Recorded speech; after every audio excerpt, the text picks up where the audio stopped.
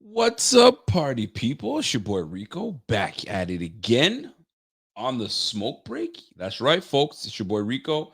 It's your boy Z-Bot. We about to hold it down for the crew, for everybody that's going to be here rocking with us.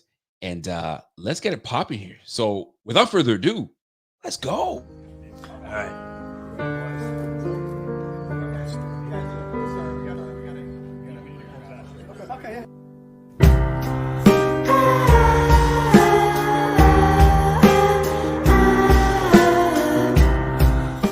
I love that video. I had to show that video. That's my boy Z-Bot just getting ready to sit down with the icon, with the man, right? With the guy with the key to the city of Buffalo. And right when they're about to get ready to get on the microphone, hey, Josh, you gotta go. These boys were like, my boy Clay was like, what? Z-Bot's like, huh? And he's out of here. That close to hanging out with your boy JA17. I mean, shoot, the closest I ever got to the man was dapping him up. You know what I'm saying? When his wifey was like, hey man, Rico wants to chat with you. He goes, yeah, man, I'll catch you later, man. Boom, boom, boom. And that was it. That boy, he's the hot commodity, man. To get to that brother, man, you gotta know some folks. But listen, folks, welcome to the smoke break. And I'll be hosting alongside my guy, co-hosting, if you will, my guy Z-Bot, while he goes and handles his business. How are we feeling about this whole NFL honors, man? Because I got some feelings. I got some thoughts to share. I got some different thoughts to share because I know a lot of folks are a little disappointed that the Bills didn't, bring in some hardware. We were up for what was that, comeback player of the year. We were also up for potential MVP. You feel me? So there's a few things that were on the go for the Bills. Even we're up for even man of the year with Deion Dawkins. So we had a few awards that we could have, hardware that we could have brought home. Obviously, the most important hardware we want to bring home is obviously the Lombardi, which the Kansas City Chiefs and the 49ers are going to be duking it out, trying to figure things out for themselves and who's going to win it. I have my thoughts on who's going to win and how they're going to win, but I gotta wait for my guy Z-Bot to come through and share his thoughts. You guys were just rocking with Z-Bot. I mean, fam, I would have just combined both shows and put them all together, myself, him, and Dan. But here we are, rocking it. Welcome everybody. What's up to my man Alton Venezuela? What's going on, man? What's good, Rico and Bot? Listening to y'all at work right now. Yo, don't get yourself in trouble, man. Put those earphones in. Pop. You know what I'm saying? And we get to some Bills talk. So if you guys have any questions and you guys have any topics that you guys want hit, just hashtag it. Y'all ain't got to pull your wallet out. Just hashtag that and we'll get this thing cracking. And Starscream, what's up, man?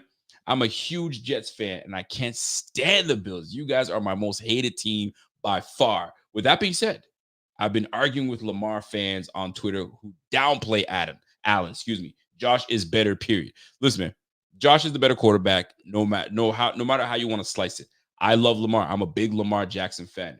Believe me when I tell you that, right? If we weren't able to get Josh Allen or Josh Rosen, right, because that's who I was looking at, I was like, Lamar's got to be the next guy in because I knew they were hating on Lamar. He was gonna drop. So I was like, this is it. We can pick up Lamar Jackson. Either or, fans that are hating on Lamar, on Josh Allen for the sake of Lamar is just craziness. But don't think Starscream, I'm going to let you off the hook because I hate y'all too.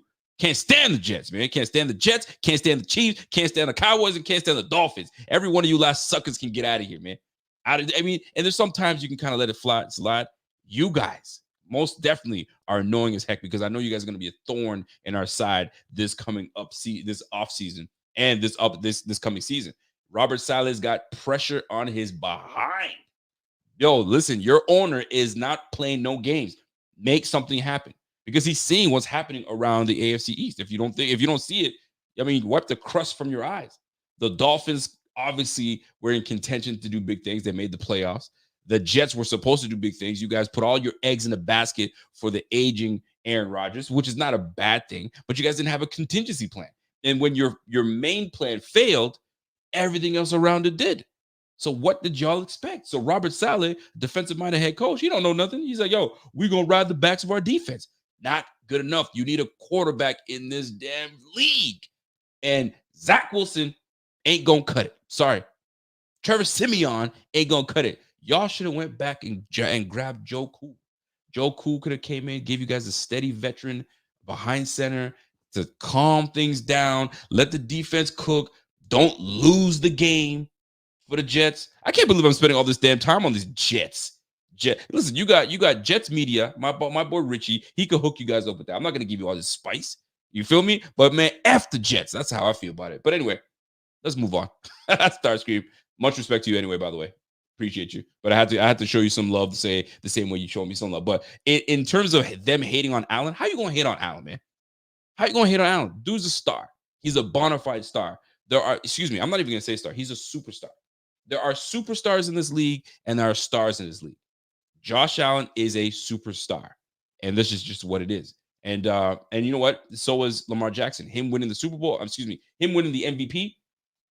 Listen, I was listening to my man Z-Bot earlier today, and he's taking a much needed rest for now because he's been going like crazy. So take all the rest of me, brother. Hey, I don't think you saw me. That's why I didn't know if you saw me. But I saw you, baby. Oh, you did? Because I just wanted to say I know where you're going, and I'm ready. I like it. I like it. With Dan, Rico, but I've been saving my knockout punches for you, buddy, because we got to dive into this even further. We might need to talk about it for 3 or 4 hours. I've had it. We here, baby. We here, folks. So, by the way, as you guys are in here, smash that like.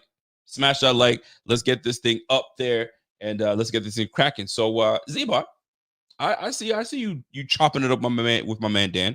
Love to see it. But y'all were talking some funny business while I was listening to it. I was like, okay, I need to regulate these cats. So we will get into certain topics along the way. But where shall we begin, Rico, on this Friday before the Super Bowl? We got a lot. You know, it's funny. I don't give a rip about this Super Bowl. I don't know what it is. I can't wrap my mind around a rooting interest. I mean, I got a ton of money on the Chiefs. Don't get me wrong. I got a rooting interest in that regard. But as far as actually giving a shit about it, I don't know. I'm not there because it was just such a status quo mailed-in matchup that I have not. Like, I wanted the Lions so bad. Or I want, and to everybody who thinks we hate Lamar today, by the way, everybody, that's what everybody thinks. I was rooting quite heavily for my man Lamar Jackson, who I do like very much. I know you're not allowed to have that take in Buffalo. You're not allowed to you either hate everybody, you love it, or like anybody. I mean, it's unbelievable. You can't say one thing without being criticized of another. But with that said, I know we got the Super Bowl on Sunday, Rico, but we got so much in under our Bills umbrella to talk about between last night. Between Stephon Diggs and Josh Allen once again with media appearances yesterday. I mean, we can go to town right now. Yep, I got audios. You want to go? Things to talk. Listen, well, you know what I want to talk about before we even get into Bills talk. I got an audio that I'd like to play, and I want your thoughts on this audio because I found it very intriguing. Coach of the Raiders, the Las Vegas Raiders, the Antonio Pierce has been named the head coach, and he's got a fiery personality. He's the leader of men. They love him in there. I mean, you had Max Crosby ready to say, "Hey, if you guys don't bring this brother back, trade me right now. I'm holding out. I want this guy in," and that they did. They obliged to the players, and he was on Radio Row. And that must be a fun moment, by the way, to go on Radio Row and just chat it up with everybody. Just a whole bunch of live podcast and interviews happen. You know, by the way, I think you can do it. Like, we can go and do that. Can we? Yes. And in fact, I know a buddy of mine doing it. And my immediate thought was, what do we got going on next year? Because even the term Radio Row, it's blood pumping for me. You know, I just love that it's just like everything about it. And I'm pretty sure we can do that. We would crush it. Murder. In fact, they would have to charge us with a crime for what we would do in that place. Well, that would be nasty. That would absolutely be nasty. So as I cue this up, I want your opinion on this. All right. So I haven't heard anything about this, so I'm dying to see what this is. Perfect. So this is Antonio Pierce. Okay. And he's sitting down with a reporter. I don't know who the reporter is or the interviewer. And the interviewer says something to the nature of pretty much like you're pretty much, if you read between the lines, you're lucky to be here. You got big shoes to fill. How are you going to do it? And here was Antonio Pierce's response. Hopefully I can cue the up and the audio plays well. Alone, even Sean Payton over in Denver now. Here we go. Let me just start it all over. I mean, the challenges in that division alone, even Sean Payton over in Denver now. I mean, you got your work cut out for you. No, I think it's the other way around. I think they got their work cut out for me. Really? And the Raiders. I mean, I can only go off my 9 games, right? It was 3-1 in the division. Yeah. The way we played, I think, was very convincing in those games. We're going to be a problem.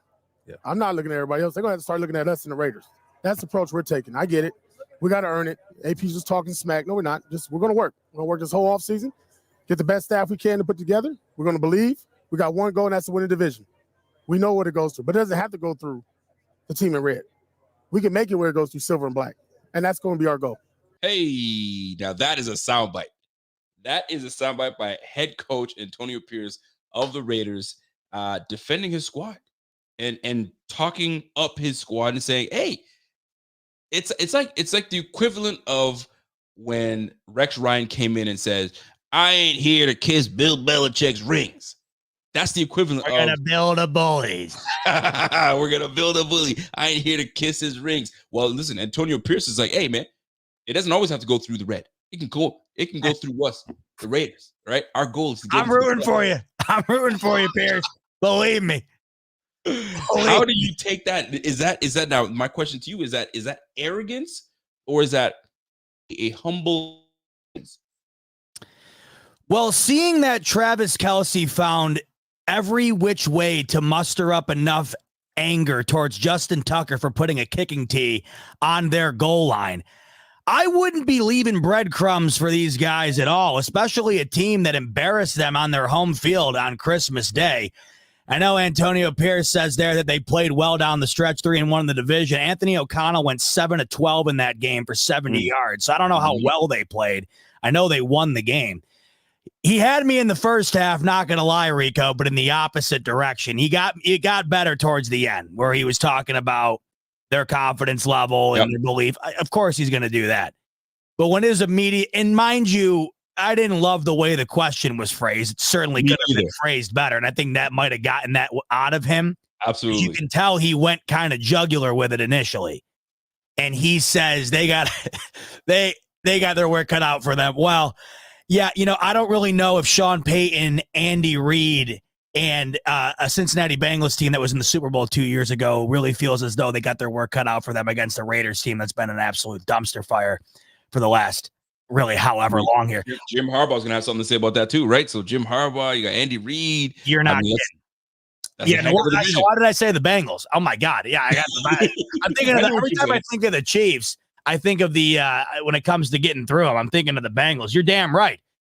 Twice as hard, believe it or not. I'd much rather go against the Zach Taylor coach team than the Jim Harbaugh coach team who, we're talking about a guy who does not seem to fail at any turn. And I can only imagine how much better they can be with him because Brandon Staley was the epitome of awful when it comes to a head coach in this league. We talked about this, how he lasted another day after the postseason last year, much less another year, was mind-blowing. So the beginning of that, didn't like it at all. The Raiders coaching circus has been an absolute carousel. The ownership there is terrible. Davis is one of the more poor owners in the current iteration of this league. The ownership continues to get richer and richer. He's falling behind quite quick because, when you inherit all your money and you aren't, owning Walmart or owning one of the biggest tech companies in the entire world, you tend to fall behind the pack a little bit. And they're one of those teams right now that seems to be clamoring for relevancy any way that they can. Max Crosby is their shining star right now. Believe it or not, it's not Devontae Adams. They don't have a quarterback. They really don't have any identity right now. And they're a team that most decent teams in the AFC, when I say decent, I mean above the threshold. We probably started around Jacksonville or so. They don't look at the Raiders as a team. I mean, think about it with the Bills. They played them in week 3. The Bills rolled the living hell out of them. No one went into that game thinking, oh, here come the Raiders. So I think that if he wants to go in there with this mentality, good for him. But to say it's going to be the other way around to start off initially, that is certainly, when you are coaching against 3 Hall of Famers potentially. I mean, to say your work is cut out for you when you are a first-time head coach, that's a fair assessment. But hey, listen, I do understand the sentiment, Rico, but that team right now, they are not nearly in any space to be considered a threat to those other teams, especially the team in red, until proven otherwise. And you want to know what, Rico? That's not a slight at the Raiders. That's a slight at the 15 other teams in the AFC not located in Kansas City. You got to understand that when your coach instills confidence in you, you perform. I mean, let's go to the Chargers. You had Brandon Staley's bum ass being the head coach out there. He had a record of 24-24. Does that exude any type of confidence for your team to go out there and bust ass? Heck no, it's not going to happen. AP comes in middle of the season, takes over a squad. They start making a surge to the point where they even had an opportunity to even potentially push to the I'm not denying that. No question. Listen, when your coach gives the confidence, you take, what's the big saying? You take on the image of your coach. Yes. You emulate what your coach gives you, emulate onto the field. AP was known as a ferocious, a talented, headstrong, about his business type of football player. So you're going to your hometown and with Raiders, in California, in that area, and you get the coach for your home team. Fam, we're about to put the business on, and they've bought in. The Raiders have bought in, and if he tells you, hey, they're gonna have to go through us. Why is it that it's no different what Pierre says? Remember who we have. It's no different what AP saying. AP saying, because he's proven we've proven what we have. Well, and let's go back to what you said earlier. How foolish does it look in hindsight what Rex Ryan did when he came in? It looks terrible. Well, Rex Ryan was you set yourself up for it. Like let's say this. This is the perfect example. Okay. Dan Campbell comes in and says, we're going to bite your kneecaps off. Right. If they don't do what they've done the last couple of years, you're going to look at Dan Campbell like the biggest clown in the league. So I guess the ultimate answer to this, Rico, if it works, then it's like this with everything. Baker Mayfield was like this as a player. When it was working in Oklahoma, the cockiness, it's great. When it starts sputtering in Cleveland, all of a sudden, no one wants to be around you. Bill Belichick's the greatest example of it all, right?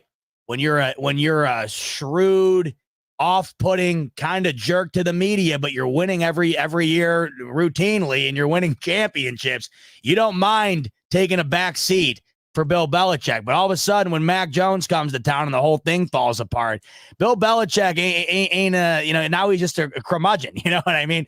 So the Dan Campbell one to me is the most relatable, though, because it's similar. We're going to come in and bite your kneecap off. Many people initially looked at that and they're like, what the hell is wrong with this guy? Absolutely. But it worked. And now me included, I love Dan Campbell. I agree with you 100% with the direction that I think that Pierce can take the Raiders. It was the way he answered it where they said they have to go through us. I just think, in my opinion, and I think I'm like this, and this is what I like about McDermott, to me, the adequate answer would be to compliment all three of those coaches, which they've all deserved compliments, rightfully so. And then you get into what you have planned and how you look forward to competing with them. That's how I like it. You know what, though? Then you would have, and that's why you hire guys like McDaniels. I like that coach. I like that coach. I like that. I don't know what that is. You get bounced off your team because you're liking everybody. No, I'm tired of it. This team has been the butt of a joke for too long. And they've had the same old recycled coach. Now I got to give you something different. It's all about doing something different. And here's the big difference here. Campbell came in not doing a damn thing. He came in and said, I'm about to bite kneecaps off and all of that. So that was like, okay, let's see where this is going. With this one, I gave you 9 games to show you that what I can bring. Now I've got the right to say, all right, they gotta come through us now. You're going up against Pat Mahomes. Well, you know who just did this exact same thing almost? It was Gerard Mayo, the New England Patriots. I must have missed that one. I didn't know if he it wasn't exactly like this, but he basically, on the day he was hired, he basically said, we're drafting a quarterback. Like, it wasn't like he was beating around the bush. Hey, it's to the point you were just making where you're like, we're rolling with an iron fist here. Like, I'm not going to be walking in circles trying to give you the the Daisy answer here. Yeah. I like a little bit more subtlety. Okay.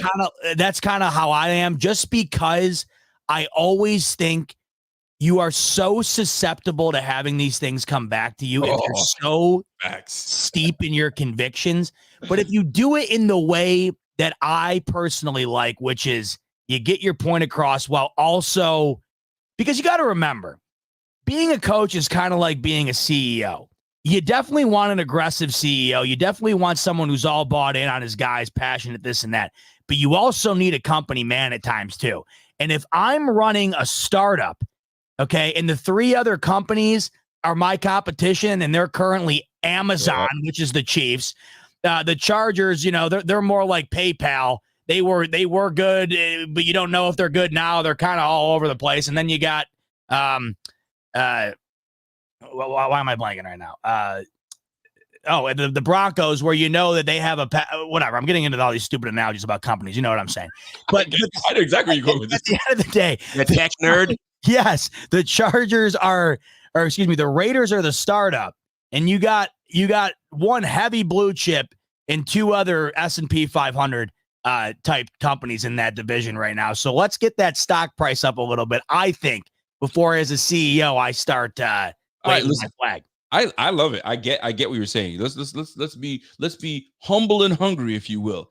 Take the page from Sean McDermott's book, but that's neither here nor there. I had to bring that to you. While you brought this up, you know what I was thinking about when you brought this up? Yes. And maybe I don't know how you feel about this. Are we not in a very weird state of head coaching ether in the NFL right now? Go ahead and just let your mind run around where we're at right now with the 32 teams and these coaches. We now have numerous former players now coaching that are not very far out from their playing days. Multiple. We have legends of the game now gone. Pete Carroll gone. Belichick gone. Vrabel, one of the best coaches in the league the last decade or so, gone. We got guys like Mike McDaniels. He's a head coach in the NFL, which is insane to me. Dan Campbell, another one where he's the polar opposite. Yep. I look around this league right now, and maybe it's just recency bias. I don't know, but there seems to be an awful lot of culture change in the within the head coaching, and I personally am here for it. You want to know why? Because you and I just had a conversation that I don't know if we'd be having as frequently as I think we're going to be having way back when. There are so many different types of personalities right now in this league at the head coaching position. I love it because I think it creates this whole dichotomy of love this guy, hate this type guy. And I think it makes the rooting interest or the hating interest in another team that much deeper. I love what we got going on right now at the head coaching position. Well, hey, listen, let's go through it, right? You got John Harbaugh that was just knocking on the doorstep. Huge. Of going to the Super Bowl. Fresh off a national championship. I mean, he's trying to do what really no one can do. I'm going to the John Harbaugh. I'm talking about the older brother. Oh, you're talking about John Harbaugh. Yeah. Right? Knocking on the doorstep and has been a staple with the Ravens, right? Then you got McDermott, cool, steady, but hot seat. We got to talk about that. Is he on the hot seat or is he cool as a cucumber? That'll be a topic that we need to head on because I'm curious as to where you see this going with our head coach. Then you've got, let me move on. You've got coach of the year in Stefanski, right? D'Amico Ryans comes in with a rookie quarterback. Yeah, is able to move the needle, right? Was a defensive. And that guy, you look at him on the sideline, Rico, he could put the pads on right now and go out and be an impact. The dude is a house. It's unreal. Unbelievable, right? Doug Peterson, who knows what's going to happen to him next year? Could there be an opening in Jacksonville? You just never know, right? Andy Reid continues to kick ass. Antonio Pierce coming in. He's about to change things up. Mike McDaniel comes in with that quirky self. He's got the Dolphins popular and people are talking about the Dolphins. Anybody was talking about the Dolphins like that before? But I was just talking about your shit about him. But now that's what absolutely. McDaniel comes in and gives a little confidence, and Tua's probably going to get another contract. So things are moving along. Robert Saleh, what the hell's going on with Robert Saleh? Oh, see, he out of all these guys, dead last to me. Oh my God. I don't know how you can tolerate it. But you want to talk about being set up to fail. Did you see what Jets ownership said a couple days ago about Zach Wilson? Pretty much. Pooper, get off the pot, baby. What are you talking about, Zach Wilson? Or are you talking about no, Zach Wilson? You didn't see. I mean, this is why I really don't like Robert Saleh. But the more, as far when I say I don't like him, I just don't like the fact that I never know what I'm getting from the guy. It feels like he's one step in, one step out on these things half the time. Like I never know exactly what he's thinking. It feels like he's being held hostage. And then when we get that Athletic article that came out where essentially Aaron Rodgers is the puppet master, like we all thought, but we weren't sure. I almost am now in the camp of almost feel bad for the guy. I don't know if he was ever given an opportunity because I liked him in San Francisco as a D coordinator. But dude, Rico, this is the Jets organization. Can I just say for a second? Let's talk about it. I rag on the Dolphins all the time, and that's just because their fans are the worst. But look, the Dolphins are as relevant as they've ever been, and they're going to be a good team for a while. And you can't dog on what they've built over there. They have players everywhere, top tier players. The Jets have done a great job drafting young players and trying to build, but they've also done everything in their power to take one step forward and then sit down and crap themselves. And it just feels like every other week or so, you get something coming out from these guys that makes you step back and say, oh my God, could you possibly add one more thing to the list? And I know that a lot of these things could be considered insignificant, but it's just when you read them, I always like to think about it as a Bills fan, right? So this is what happens the other day. Woody Johnson, the owner of the Jets, he's getting interviewed, whatever, probably on Radio Row there. And yeah, because he was at NFL Honors. And this is what he says. This is a direct quote from Woody Johnson, owner of the Jets. Okay. Now just imagine this is the team you're rooting for after all the bullshit with Rodgers and the season that was this past year. Woody Johnson says, quote, "We need a backup quarterback. We didn't have one last year." Ouch. You draft the guy in the top 10 a couple years ago, and now that's what you're saying is ownership. So it's miraculous, the ineptitude in New Jersey. I cannot for the life of me understand how you could deal with that right now within that fan base. It is just a revolving door of stuff like this. Little things that just make you go, wow. Like that's ownership. Need a backup quarterback. We didn't have one last year. Yeah. Hello. My name's Zach Wilson. Y'all drafted me really early. Like I feel bad for that dude. Bro, I have to be traded. Get me out of here, bro. The guy he's not an NFL quarterback. He is not nearly good enough to be a starter in this league. But my God. Was he set up to succeed though? Was he set up to succeed? I don't think he ever was going to succeed. I just don't see it. Come on. He was another Rosen to me. BYU. Was it BYU? He was nice. Yeah, well, slinging that thing, man. Yeah, no, that's true. But at the same time, it is the Jets. I have to preface. It is the Jets.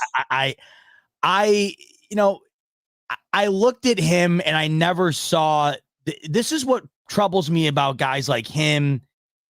JJ McCarthy is now another one coming out of Michigan, right? Where I'm starting to hear he's this and he's that. Look, I'm a diehard Penn State fan. I watch Michigan football all year long. That was a run-first team. I mean, when they played Penn State, they didn't throw the ball in the second half. J.J. McCarthy's a fine quarterback, but we're starting to talk about first-round draft pick here, and I'm wondering to myself, how do you see that already, right? I look at guys like them, and I look at where this league is headed. Look at what's winning right now, okay? Lamar Jackson, Josh Allen, Patrick Mahomes, Jalen Hurts, C.J. Stroud. What do all these guys have in common? They're freak athletes. They're not this random guy. And I don't mean to say, let me rephrase this. They're not this run-of-the-mill quarterback. And I feel like Zach Wilson, Mac Jones, Sam Darnold, they're your run-of-the-mill quarterback. And back when I say that, I don't even mean like, oh, back in my day. I'm talking like 10 years ago. Not even. That was winning ball games. That ain't winning ball games anymore. You got to be a difference maker. And when your ceiling is a straight up pocket passer and you don't have this additional element that all these other guys have, I don't see it. Zach Wilson does have some athleticism to him, but when you watch him, is there anything about him that you see that you're like, you could ever see developing into what all those other guys seem to just display every time they're on the field?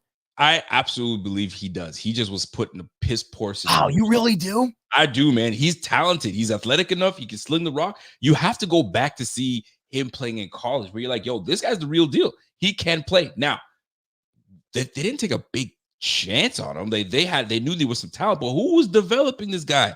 And then you go into bringing Aaron Rodgers, you're going to learn and sit behind him. Well, so that's what I'm saying. Right? So it's like one step forward, two steps back. I mean, dude, they sold their soul for a halfway out the door Aaron Rodgers. The guy was on the doorstep of retirement, and they literally flipped the franchise over for him. It's unbelievable. And people, you want to know what everybody thinks too? He's just going to waltz back out there this next coming year, and he's going to be back to tip-top shape. The guy lasted 3 snaps. It's not the guy he's off of an ACL tear going on 40 years old. That Achilles was a nasty injury for a 40-year-old. A 40-year-old. Dude. And you trying to come back? And no one wants to consider the fact that is going, we're going to look back on this whole thing, and it's going to be like, what the hell did they do? Because you want to know what, Rico? Look at what they've done in the draft. They've done an incredible job. Awesome job. Incredible job. And dude, this is going to put the knife through it. This is going to stunt multiple years of progression for the New York Jets. I don't see how it can't. You saw it on display last year. They didn't know what to do with themselves on a weekly basis, the New York Jets. They could not handle the media blitzkrieg. And then you come to find out that Rodgers is essentially the pseudo, and we all knew this was true, or else Nathaniel Hackett would have been working at an IHOP 3 weeks in, but he wasn't. He kept his job all year long. So, dude, I can't understand why they needed to go and do what they did. I understand wanting to go and make a big move, but to dilute your entire franchise, all the power, everything, that's what blows my mind about it. You know why? Because of who we have? Exactly. You know why? It's the AFC. The AFC is disgusting because if you go to the AFC, if you're an owner in the AFC, you are looking for a quarterback right now. Listen, the Jets, we could talk about the Jets all day. They're going all in on Aaron Rodgers again. A 40-year-old that's coming back from an Achilles injury. Aaron Rodgers, good luck, right? Because you know that's going to be week 1 again, too, by the way. No doubt, right? Doesn't it have to be? Aren't they just going to do that again? You know what? That would be something. I think they put the Jets and Dolphins going up against each other. And then they'll give us one of the divisional teams that lost or won or whatever. They're going to give us like the Ravens, or they're going to give us something. But I think the Jets go play the Dolphins. But that's what it is, man. When you have a quarterback like Josh Allen, then you have one like Pat Mahomes, then you got Joe Burrow, then you got Lamar Jackson, 2-time MVP. There's a lot of damn good quarterbacks. And it's the guys we don't even think about. We got Herbert in there and Trevor Lawrence. You know what I'm saying? We don't even know yet. And that's how good it is. That's what I'm getting at. That's what I was saying earlier, where it's like, even the guys that you know have the ability, like they're not even getting it done. Buddy. So Zach Wilson's supposed to get it done. Matt Jones, like, dude. Yeah, the development didn't put that brother up. Maybe in the NFC. But then, dude, and then you know what kills me too? Is then all of a sudden, dude, CJ Stroud, boom, he's just one of the best quarterbacks in the league. Like, boom. He didn't even give you. And this is what kills me, is that teams will grapple with whether or not they have a guy for like 4 years. I'm talking to you, Dolphins fans. You sit around saying, well, he's done this well. Well, hey, you're 4 years in. I watched CJ Stroud for 1 season, and I wasn't sure if he didn't get hurt, he wasn't the MVP of the sport. So, bro, he's playing nasty, man. You either know it or you don't. Look, the Bills didn't win year 1 with Josh Allen, but I watched that mother effer leap over another human being in a game in which they won. At that point, it was one of the biggest upsets in NFL history against the Minnesota Vikings. They were a 17.5-point dog. I know they were not good that year, Rico, but you watched Josh Allen and you said, I don't know what this is, but it's something. And you have to have that. You have to have that, Rico. You do have to have it. And that's what it comes down to. It comes down to, do you have it or not, and how many owners are trying to find it. And right now, guess what? In our very division, The Patriots have the number 3 overall pick. This draft's going to be fun. Buddy, what they're going for quarterback. I mean, you can't not go for quarterback. There's no way you're going to see here. We're going to build around Bailey Zappi. Knock it off. It's not happening. Dude, we could go back to quarterbacks for the first time in a long time here. Well, I mean, listen, let's take a look. Who's I mean, obviously we've got the Bears number 1. You know what? I don't think the Bears are grabbing a quarterback. I think they're going to settle. That's the biggest question of the draft. I think, and I use the word settle. I don't even want to say settle because I think Justin Fields, around the right situation. They just fired their offensive coordinator, Getsy. Who did they bring in? They brought in Clint Kubiak, I believe. Is it Kubiak that's going over there? Or is it somewhere else? I can't. So many movements are happening. Waldron. Was it Waldron? I believe so. Clint Kubiak went somewhere, but anyway, neither here nor there. Rico, but I want to ask you though, because Fields, you said you saw it with Wilson if he got the right coaching. Absolutely. No way you can't see it with Fields then. I absolutely see it with Fields. And that's why I feel the Bears are going to say, you know what? We're sticking with them. DJ Moore, we got plethora of picks. We'll trade down. We're going to build around Justin Fields, and we're going to be a force in the NFC. And listen, here's the thing too. You start all over and go for a quarterback. You got the Lions that are surging. They were knocking on the Super Bowl door. You got the Packers that stunned the freaking Dallas Cowboys, knocking on the door for the 49ers, right? And they're young. They all are. The Vikings they need a quarterback. They get a quarterback and they get Justin Jefferson some help, and they build on that. That's a good division. So we could be watching the NFC equivalent of what we watched about 4 years ago in the AFC. These young teams, that's right, where you're not sure, and all of a sudden you're like, wait a minute. I understand Jared Goff's the quarterback of the Lions, so no one really thinks about their youth. That team is entirely first, second, third year studs outside of Jared Goff. It is insane, the young talent that they have on that team. Same with the Green Bay Packers. The ability for the Chicago Bears to do the same. So I think we could be, because the NFC has been bad, Rico. It's been top heavy and bad everywhere else. I think we're seeing it, but it starts, pick one, and that's the dilemma. And what do the Patriots do? Do they go all in, and do they go get that 1 seed if it's available? Do they take it from the Bears?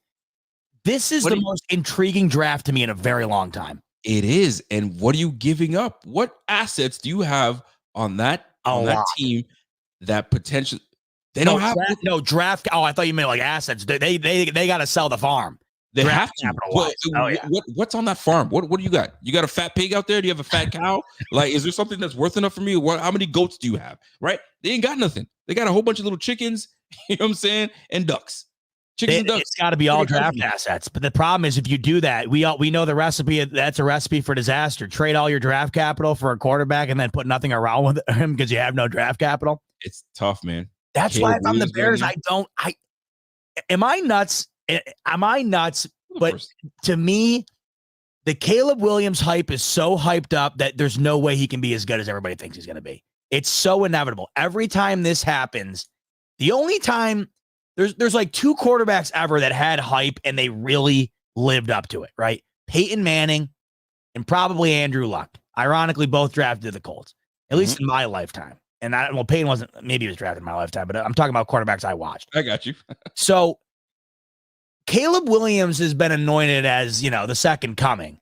Yes. And we all know that there's always more than meets the eye there. There's something really intriguing to me about the Bears' ability to load up everywhere else.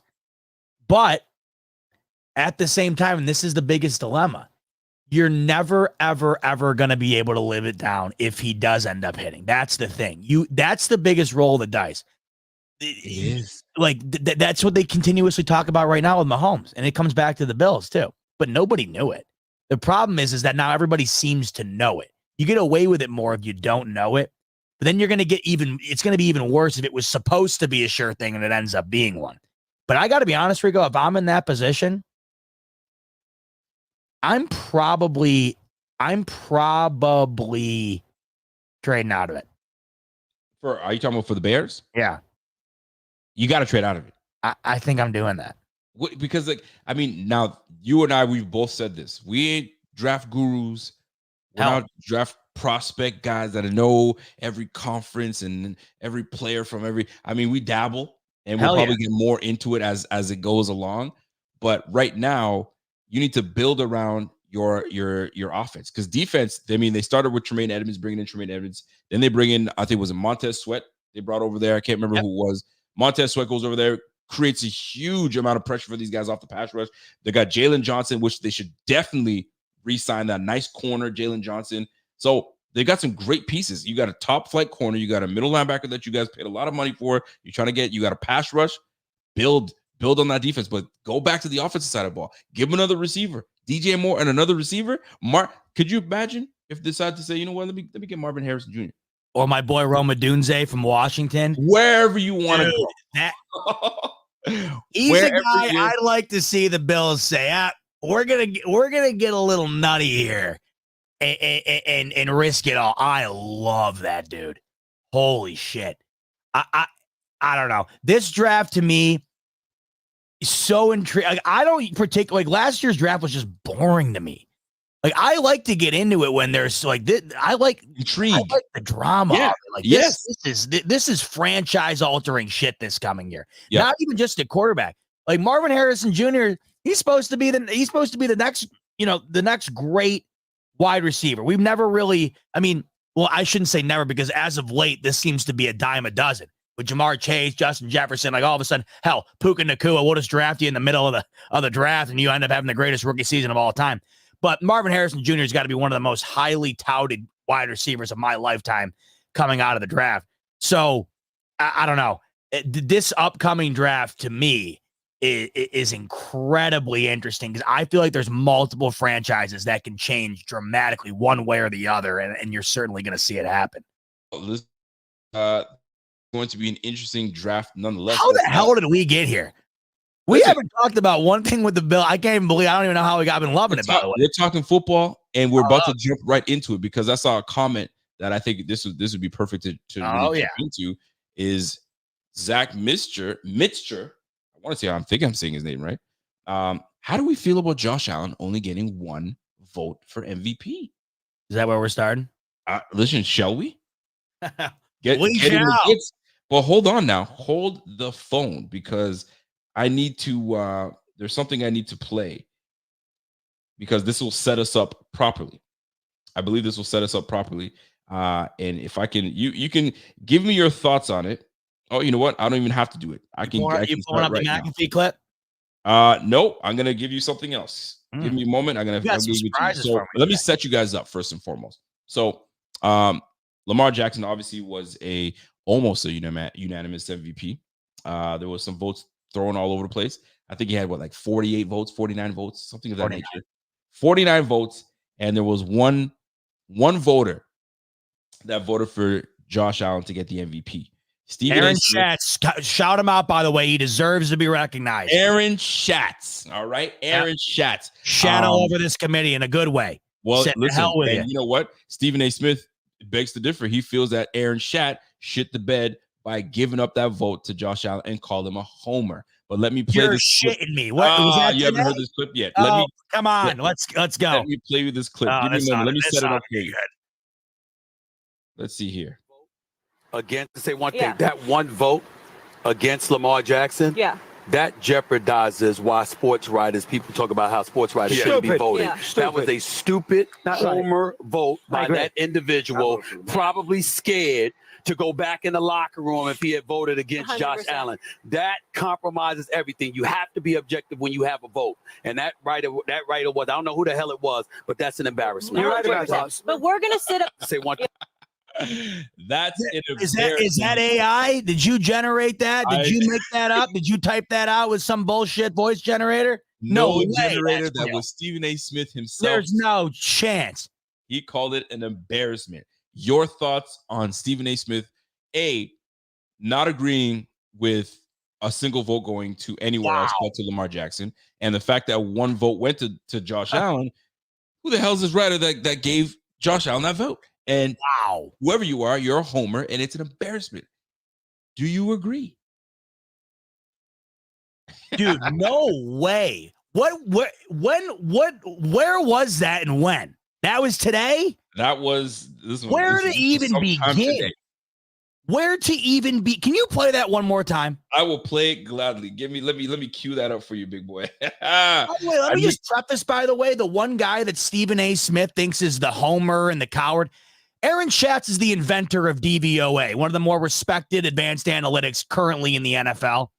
So he's not just some schleb who happens to be a Buffalo reporter that nobody knows about who voted for Josh Allen.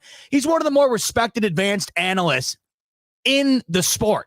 So just wanted to preface that before we listen to this again. Well, let's play that clip once again. And that just wanted to say one thing. That one vote against Lamar Jackson, that jeopardizes why sports writers, people talk about how sports writers shouldn't be voting. That was a stupid homer vote by that individual, probably scared to go back in the locker room if he had voted against 100%. Josh Allen. That compromises everything. You have to be objective when you have a vote. And that writer was, I don't know who the hell it was, but that's an embarrassment. You're right about that. Dude, where do we even begin with this? Where the fuck do we even begin with this? For starters, we're talking about objectivity?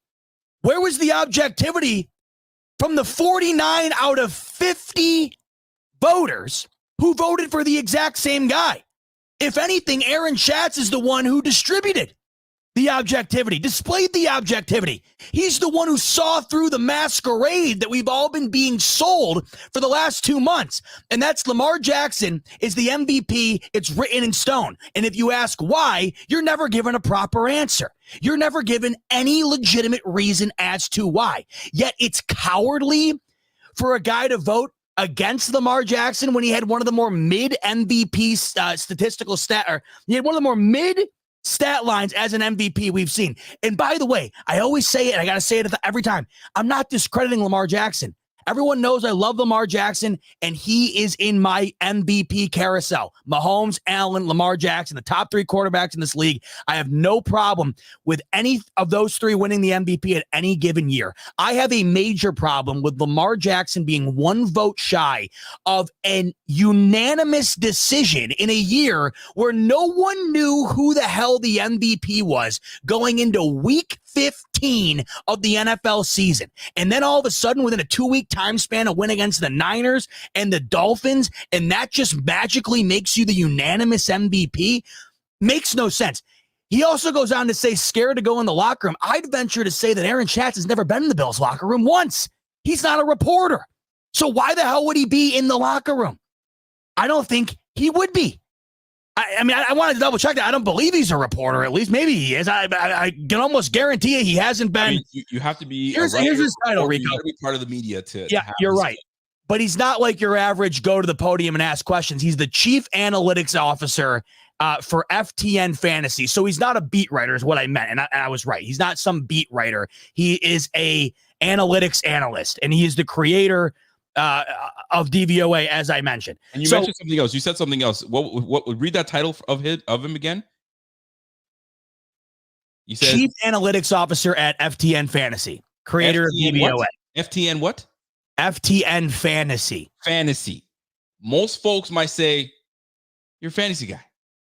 And you voted for Josh, right? And you got 49 of the voters. What are they, stupid? Are they dumb? They don't know what they're talking about. Only the one guy, and I'm playing devil's advocate here, by the way, right? Oh, I know. I'm just going based on the baseless BS that Stephen A. Smith said, where he said the guy was scared to go in the locker room. What does that even mean? What the hell does that even mean? I think scared to go. I can try to play that clip. Wouldn't you argue that everybody else was scared to go in Baltimore's locker room? Homer vote by that individual, probably scared to go back in the locker room if he had voted against 100%. Josh Allen. If he had voted against Josh Allen. Well, then the same could be said for the 49 people. Were they scared to go in the Ravens locker room if they didn't follow the herd mentality and anoint Lamar Jackson as the MVP for no given determined concrete reason? Because nobody has one. I mean, I love Mike Florio. I'm a daily listener of his show, and I read a lot of his stuff. He wrote an article today explaining his, because he has one of the 50 votes. He said Lamar Jackson was, quote, a no-brainer. No, he was not. He was not a no-brainer. There was not a no-brainer this year. Josh Allen wasn't a no-brainer. Lamar Jackson wasn't a no-brainer. Tyreek Hill, Brock Purdy, there was no no-brainer. Nobody knew who the hell the MVP was halfway into December. So how the hell is it a no-brainer? So are you telling me that Josh Allen was Lamar Jackson? I can't even believe that was Hold on. said. Let me ask you something, Zeba. Was Lamar Jackson, do you feel like he was the right recipient of the MVP? For the wrong reasons. What are the wrong reasons? Either you're good enough to be the MVP. He was one vote shy of a unanimous MVP, Rico. If he won the MVP by 1 or 2 votes or 5, 6 votes, I would have no problem with it. I have a major problem with him being 1 vote shy of a unanimous MVP in a season where if you go and look at his stat line, I understand it's not all about the stats. Believe me, I know that. But it's not all about the stats with Josh Allen either. So where's the nuance when it comes to Josh Allen? Rico, this is the problem I have. Josh Allen, there were 50 voters. They get 5 votes. Josh Allen, 24 of the 50 voters, he wasn't in their top 5 most valuable players in the league. Mm-hmm. Give me, I mean, Rico, I can't even bring myself to say it. Why do you think he wasn't part of their votes? I would genuinely love to know. I really would tell you. Listen, we can't be this way, Zebot. We gotta call it what it is. We needed until let me pull up the last 10 MVPs. While you go at this. Because he's not the 1 seed? No. Has nothing to do with that. Right? Nothing to do with that. Hold on, let me see. Hold on. How can you call the guy the lone soldier, the coward? It makes no sense. Stephen A basically said all of these guys should have gotten together. They all should have went to a local Applebee's, sat down collectively as a 50-person unit and said, hey, guys, we all good on Lamar? Great. We'll take another round of boneless wings over here, please. Like, that's what he essentially was saying right there. Coward. I would argue the cowardly thing. Let's look back. Let's go back to 2010. All right. You had Tom Brady, Aaron Rodgers, Adrian Peterson with that 2,000-yard season. I believe that's when he had that huge monster year. Peyton Manning, Aaron Rodgers, Cam Newton, 2015, went to the Super Bowl that year. Matt Ryan, 2016. Was that the year that they went to the Super Bowl? Yeah. That's probably the year they went to the Super Bowl. Tom Brady again, Patrick Mahomes, Lamar Jackson, Aaron Rodgers again, Patrick Mahomes, Lamar Jackson. Okay. I bring this up because it took the Bills, and we have to be honest with each other, right? Statistically, he had a great year. He had an awesome year, right? But it took up until week 18 for us to know if we're going to make the playoffs or not. Every last one of these MVPs were in the playoffs. Playoff contention, they're all in playoffs. It took us till last game to make the playoffs. Then it makes you say, okay, why though? Well, in the middle of the season, we had some things. I know I'm a Bills fan. Trust me, we had some injuries and it killed us. It absolutely killed us. But offensively, we were healthy all along. What happened, right? So those are the things that matter, right? You had Lamar Jackson willing his team to victory. Did he have monster yards? No, but he made critical plays and had critical moments that propelled his team to the number 1 seed that they had or whatnot. And then Josh was and the Bills were barely getting in there. So I think voters look at that and say, how am I going to give him the MVP? Let's just say he didn't make the playoffs. I don't think anybody has ever won an MVP. I mean, I don't know this, but I don't think anybody has ever won an MVP not making the playoffs. Maybe that year that the Minnesota Vikings. But the votes weren't in yet. But it's on regular season. It's based on regular season. That's it. Yes, but is there no credit for a 50 touchdown year where you lead your team from 6-6 to the 2 seed and win 6 consecutive games and 7 of 8? Does that not mean anything? It does. And this is where it becomes muddy. So this is where they're like, okay, hold on now. He did muster and they did rip off 6 wins straight. Okay, this is where Aaron Schatz probably can, you know what? He's got my vote, man. He's got my vote. And had we finished with 2 or 3 more games above, you know what I'm saying, above where we finished, maybe there's more opportunity for Josh to have votes because he probably would have been a reason why we won more games, right? But this is the scenario that we're in. Lamar Jackson, I feel that people, and this is me only speculating how these voters go about making their votes count. You had a guy that led his team and made critical plays against big time opponents, and I think we both can agree. Was it the day that Lamar Jackson put up 5 touchdowns, 300 yards passing against the Dolphins. Was it the Dolphins or the 49ers? Well, they were consecutive weeks, but the 5 touchdowns was against the Dolphins. And then he came back and had a monster game against the 49ers. The 49ers the week before, but it was consecutive weeks he dominated. That's where he won it. And it was in December, Rico. Together. So then when you go back to, you know what I'm saying, Josh Allen ripping those 6 wins, bro, we barely got by some of those games. If we're going to keep it honest. So if you're looking at the MVP, and Dan said something today that I completely disagreed with. He goes, MVP is important. And you know, the most important thing is it's the V. It's valuable. And he said, and it's quantity. It's not quantity. It's quality. I agree with that. Right? I hated that take. I was ready to get into that mic and be like, yo, what are you talking about? Love my guy, Dan, but it's not about quantity. It's about the quality. It isn't. But it's certainly about the V. Yeah. It's certainly about the V. So ask yourself this. 6-6. What are the Buffalo Bills without Josh Allen? Oh, boy. That's where the V comes in. I don't know what we're talking about when it comes to quantity. I don't know what quantity we're looking for. But all I know is the quality of football in Buffalo is the best it's been in a quarter century. And that's because of Josh Allen putting the capital V in valuable for these Buffalo Bills.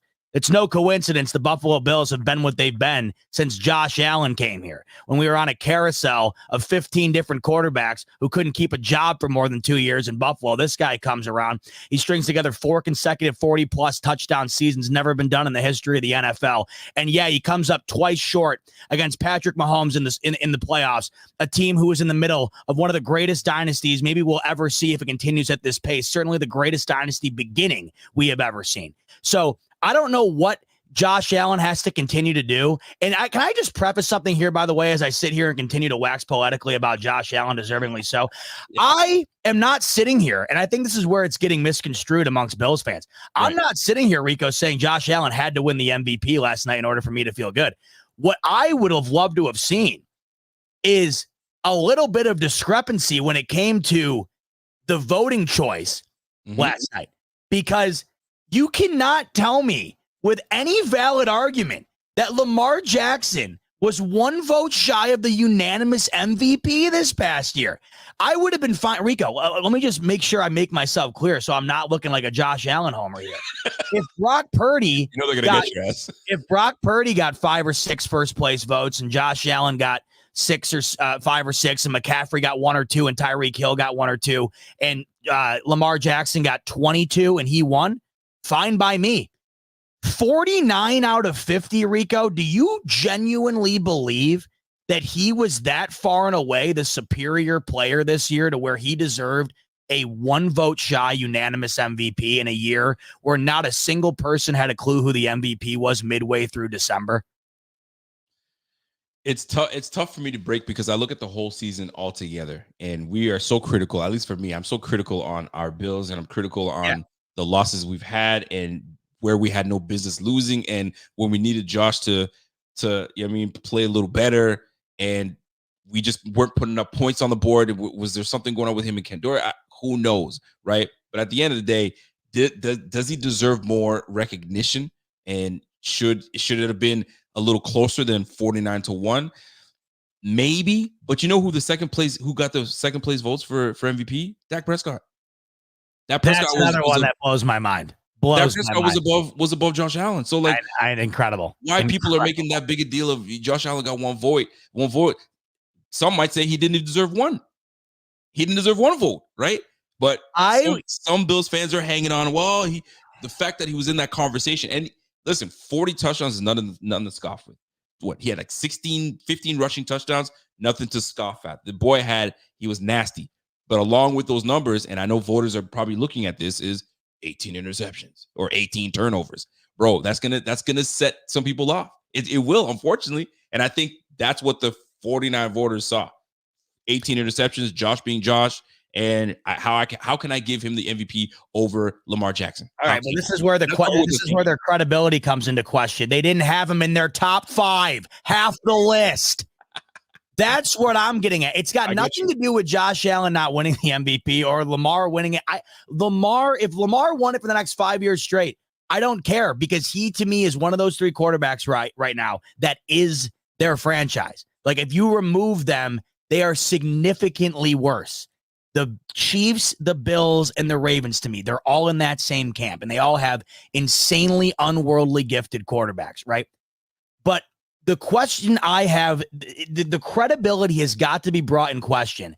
If you were to watch this year and not think that Josh Allen was one of the top 5 most valuable quarterbacks to his team, stats aside, we're talking about simply the value you bring to a team. The other thing I'll mention here too, you could line up all 32 general managers and have them just put a name in the hat if they're asked this question: Dak Prescott or Josh Allen. You think that it was a landslide for Lamar Jackson winning the MVP? Josh Allen would win that 32-0. There wouldn't be a single GM who would take Dak Prescott over Josh Allen. No. So the fact that there are voters out there voting him as the more valuable player in the league just goes to double down on my question. Where's the credibility? I don't know how these guys are even getting votes. I mean, certainly I understand the majority of them. Peter King, writing for NBC and whatever for 40 years. Mike Florio, Pro Football Talk, 25, 30 years. Shereen Williams, the same. But I scroll through that list, and I'm looking at it, and I'm like, Emmanuel Acho. We just picking names out of a hat now? Any like how do we single out? What's wrong with Emmanuel Acho? You're not a fan of Acho? Nah, listen. No, let me just say this. I want to know who the voters are. Did you have a list of the voters? Yeah, I have a list of the voters. I'd love to know who the voters are. Okay. And the reason I bring up Emmanuel Acho, Rico, is because he's one of a lot of similar guys in the media, former players who are going on TV and spewing hot takes. There's 100 of them right now. The reason I bring him up, and it's not to take a shot at him at all. The reason I bring him up is because the question I have is why him and not a Louis Riddick or a Dan Orlovsky or a I don't know, Steve Young, who analyst, former player, or Damon Spears there or whatever. Yeah, Marcus Spears. Marcus Spears, excuse me. Yeah. Like there's a million of these guys, right? So if there's only 50 slots, why? Like, how do you qualify? How do you get the spot? You see what I'm saying? Well, hold on. But who are the voters? I'd love to. Okay, I'm bringing it up right now. I found the list. You got it? Oh no, I didn't find the list. Damn it! I got it right list, break it up. And I asked this question because you want me to pull it up on the screen? Yeah, if you don't mind, because I'm curious. I'm curious for myself. Like for instance, by the way, another one, like a guy I was just mentioning, very similar in the same vein as Emmanuel Acho. Teddy Bruschi has a vote. Like, why does Teddy Bruschi have a vote? He's not a writer. You see what I'm saying? But hold on. Why does it have to be a writer? But that's what I'm getting at. Like, why does it? Like, what's the criteria? I don't know. Or maybe they're changing it up instead of having it all writers that cover the sport. I mean, you might as well just throw in Skip Bayless because he's been covering. That's what I'm saying. Okay, but now putting in players that have actually played the game that have a different eye, maybe that stands out. I don't know. I don't know. Right, it's a fair question. Because I had said earlier, like, if we're going to do Emmanuel Acho, then why doesn't Jim Rome, Colin Cowherd, and Nick Wright have a vote? It's all the same to me. That's a great question. So where are we here? I have it right here. Here we go. Here's the list of voters right here. I mean, Tom Brady had one, which is incredibly interesting to me. He's 1 year out of the league and he's got an MVP vote. Okay, well, guess what? Tom Brady had one. And would you respect Tom Brady's opinion on who he'd vote for MVP? Of course you would. Because he's played the freaking position. So you need more football type players making these decisions. It's to me, a Vic Carucci. I mean, fine. But that's what I'm getting at. Like, Tom Brady's 1 year out of the league and he's voting on this. But he does, like, what I don't get is, like, Judge Tony Dungy, former coach. We have Boomer Esiason's voting. Quarterback. I love it. Rich Gannon, a former player. You have to have a good mixture of people in there. Dan Orlovsky's got a vote. I didn't notice that. Okay, so Dan Orlovsky does have a vote. Oh, guess what? He doesn't feel the same way too. So, like, to me, I think it's apropos. I think the way things have worked out is apropos. Now, I will go back to Stephen A. Smith though, because it stemmed from Stephen A. Smith saying, "Yo, it's an embarrassment." By the way, Rico, as you look at this list though, you still don't have any clarification as to why or the rhyme or reason though, do you? I don't know how it's chosen. I don't know how you get in. No idea. I didn't even know Tom Brady having a vote is interesting. Emmanuel Acho stood out to me because he's got to be new this year. So I don't know why he's added. You know what I'm saying? Like what had him then somebody had to leave, right? Like, how does this all work? That's a great question. Is this a legitimate list, or is this somebody? Yeah, this is straight from the AP. No kidding. Well, there you have it. And it's a very Tom Brady as well. I guess I didn't get I didn't realize. Like Tom Brady's very interesting to me as well. Like less than a full year out of retirement, and he's voting on. It's interesting. Tony Dungy's got a vote in there. I see. Yeah. A name that I see there. Rich Gannon's got in there. I see a Rich Gannon in there. So they've got to. It's an eclectic. Well, the other thing too, though, as far as former players are concerned, like the big difference to me is like Tom Brady isn't on FS1 spewing hot takes all day. Emmanuel Acho is. Like, don't you feel like you're giving a bit more credibility to Tom Brady to grade the quarterback position in which this award's going to go to than Emmanuel Acho, or any given day he's just kind of saying what's getting clicks? You see what I'm saying? Yeah, I see. I know exactly what you're saying. I see what you're saying. It's a fine line. It's very interesting to see how it all plays out. I'd love to see what the criteria is. I'd like to. Right. I wonder if Isaiah Thomas is sitting there, or Josh Allen saying, "I met all the criteria to be an MVP," and it's like that meme from what's his face from the Last Dance. Yeah, exactly. He thought he met all the criteria. Josh Allen probably was like, "I met all the criteria for me to be the MVP." Apparently, 49 voters decided not to, and Tom Brady being one of them, Boomer Esiason being another, Emmanuel Acho being another.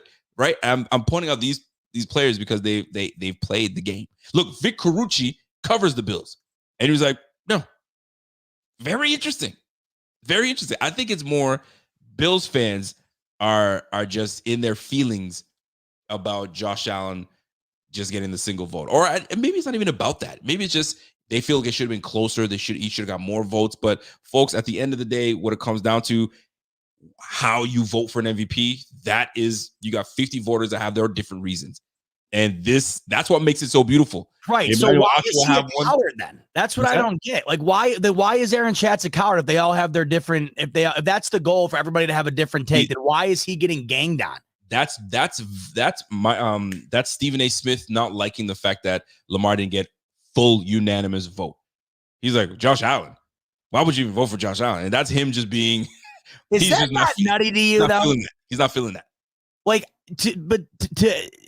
answer me this, Rico. If I were to say, hey, Josh, if you go up to any diehard football fan this year and they don't know the results, like somebody like you and I, like really into it, right? Like, you know what's going on, and we didn't know anything. And so say we're you and I are going around doing that, and I go up to someone like us and say, 50 votes this year for MVP. It looks like Josh Allen got 8 or 9 of them. You think anybody would be like, wow, what the hell? He didn't deserve that. No, I think most people would be like, oh, okay, yeah. So, but they would realize he didn't win. Like, who won?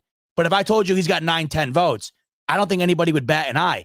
Stephen A's making Aaron Schatz out to be he's the bad guy. Yeah, essentially, he's out because he had 1 vote for Josh Allen. Like for me, Stephen A, I think he's out of bounds to comment. I mean, that was just him talking to talk. I think they were just on a panel there because they're all sitting on a couch. There's like 6 of them. Dan Orlovsky being one of them. That's there as a voter. Actually, it's funny that's being mentioned, but they're all on the couch, and he was like, "Can I just say one more thing?" And that's when he spewed what he spewed. So could he have left that alone and not even bothered? I think it was more of a personal attack, calling him a homer and Schatz. I'm sure. Why? Great it's question. So baseless. I'd like to know if Schatz replies. That's what I'd like to know. Oh, he has. So I got him because he's been, dude, Rico, like Stephen A is just a national loud example. You go to this poor bastard's mentions for voting for, giving 1 vote to Josh Allen. I mean, this guy is getting shredded. Is he? He tweeted earlier. He tweeted the Taylor Swift quote. It's me. Hi, I'm the problem. It's me. Like he's running with the joke. That's funny. That's funny. Now, Bills fans are adequately in the comments, giving him some support. Like this guy is saying, this guy. No, this is funny because this is coming for. It's me. Hi.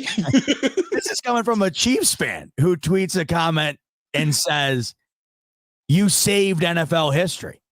I agree. Lamar did not have a good enough season to be the unanimous MVP.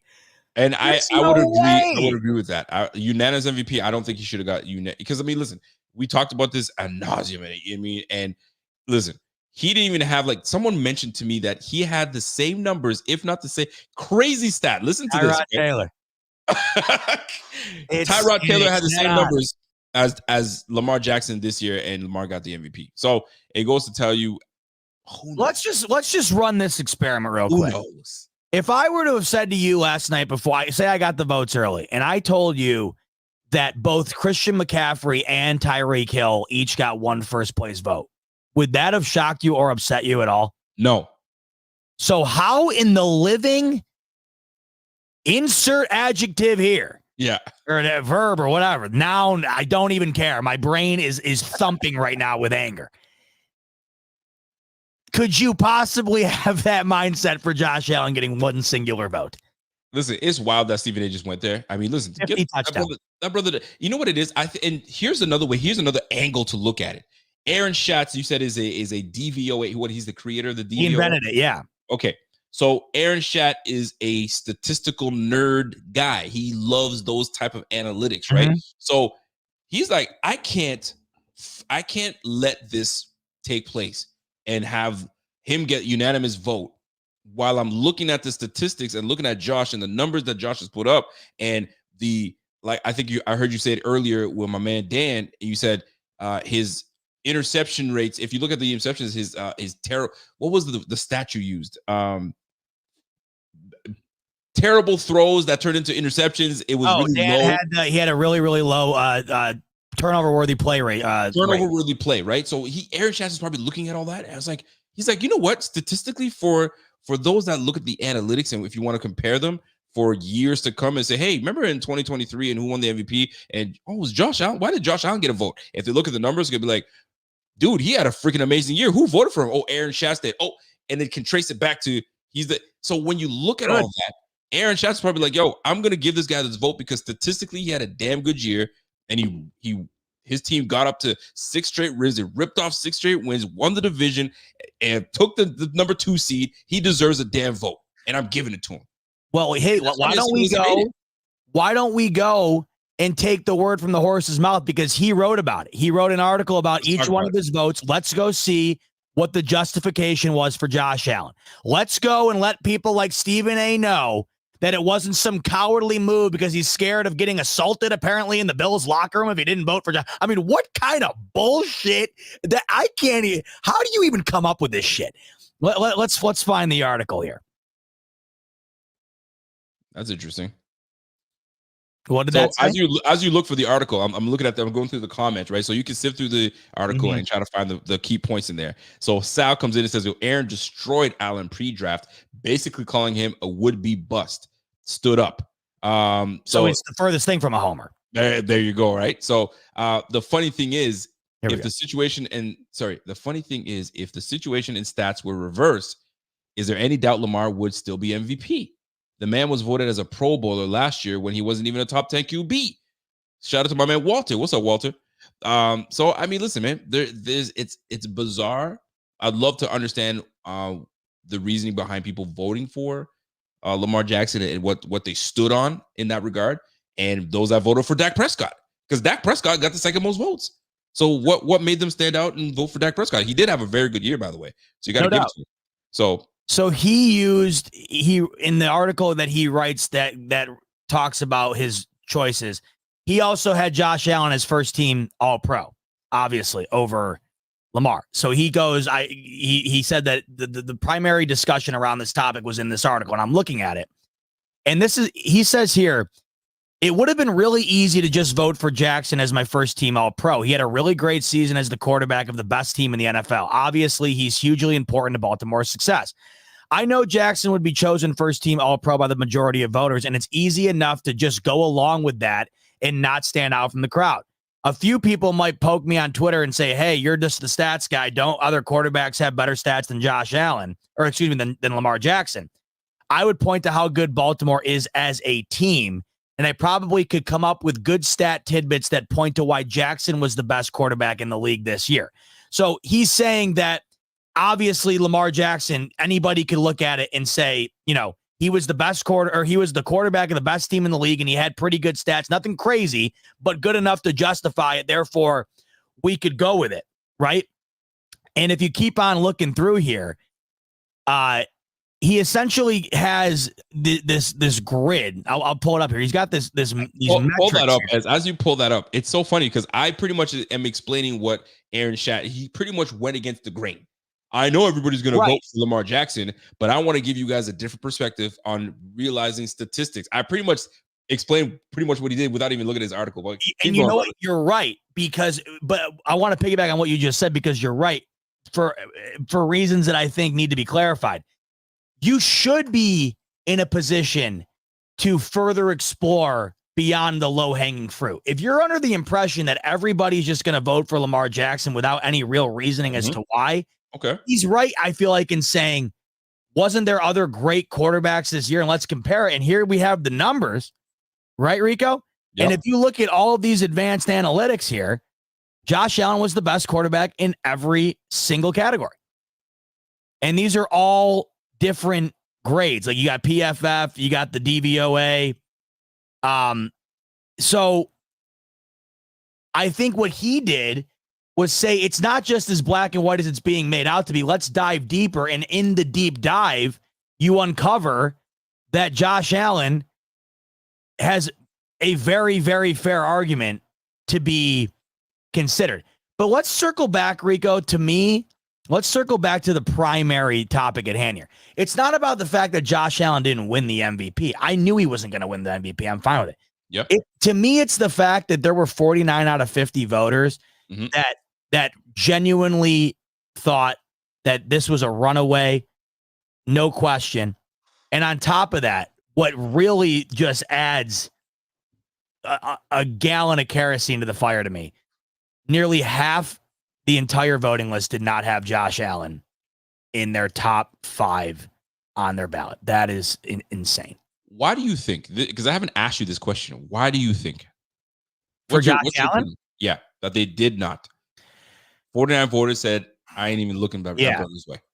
All right, so I think that there's a small percentage that take the easy answer, and it's the turnovers. They don't go back and look at the fact that for every turnover Josh Allen makes, he'll turn around and make one of the most amazing plays you've seen. I also would argue, and you and I have been as critical as anybody about some of these turnovers. I mean, I'll go back to my week 1 show. I mean, Josh Allen single-handedly lost that game for the Bills against the Jets. There's no question about it. But I also go back and look at other games where he had a turnover, right?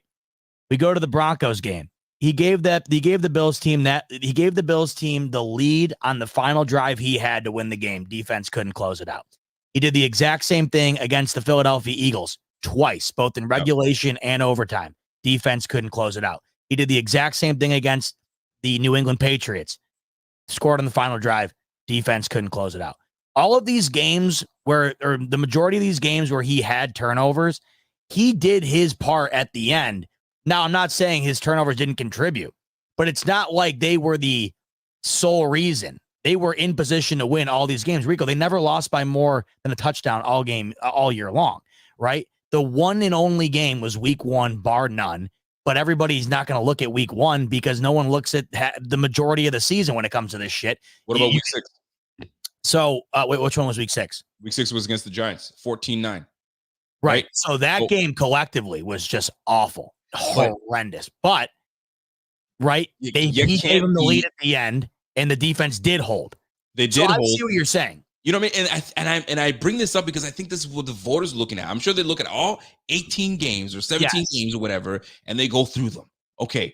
Oh, I remember this game. This is the game where, because the game before, the Giants got thrashed. The game after the Bills, the Giants got thrashed. Why the hell did the Bills not thrash the Giants? It's fair. Interesting.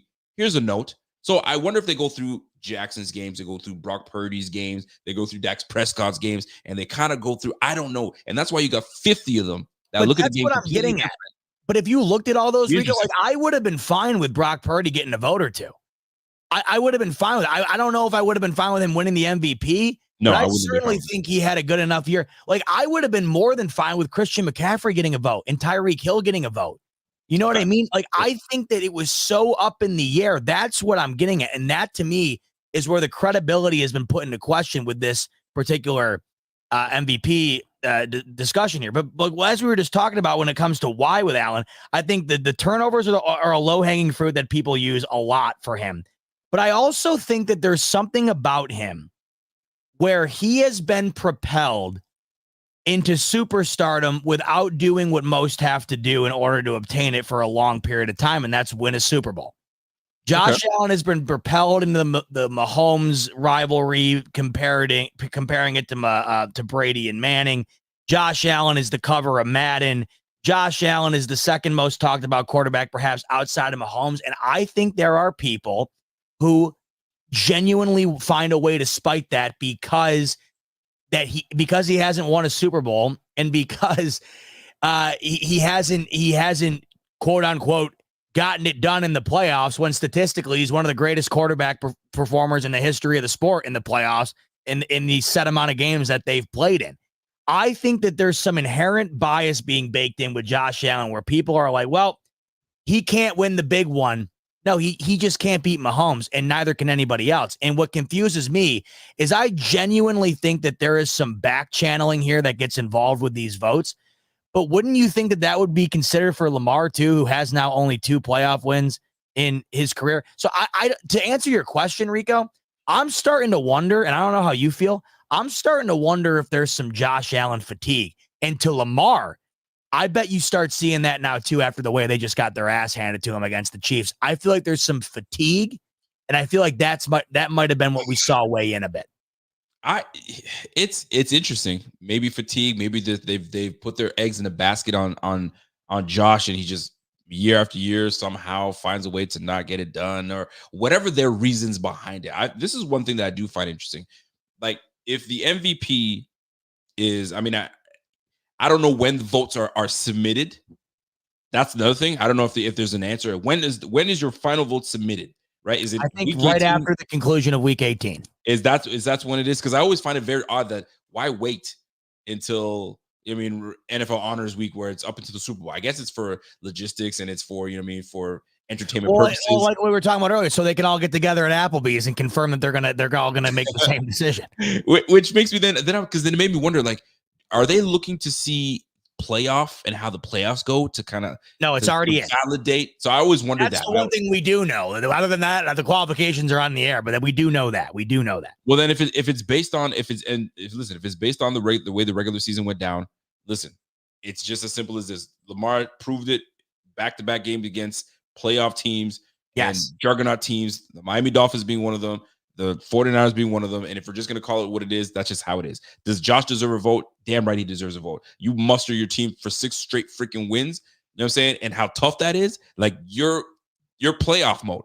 But here's something that Bobby said that was crucial to me. And he goes, how could you put someone in, I don't want to misquote him, but how could you put someone in an MVP conversation when by week 12, they're already in playoff mode?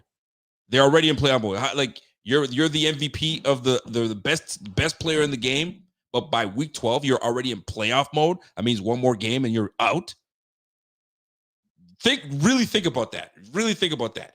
So that's what makes it 10 times more impressive to me.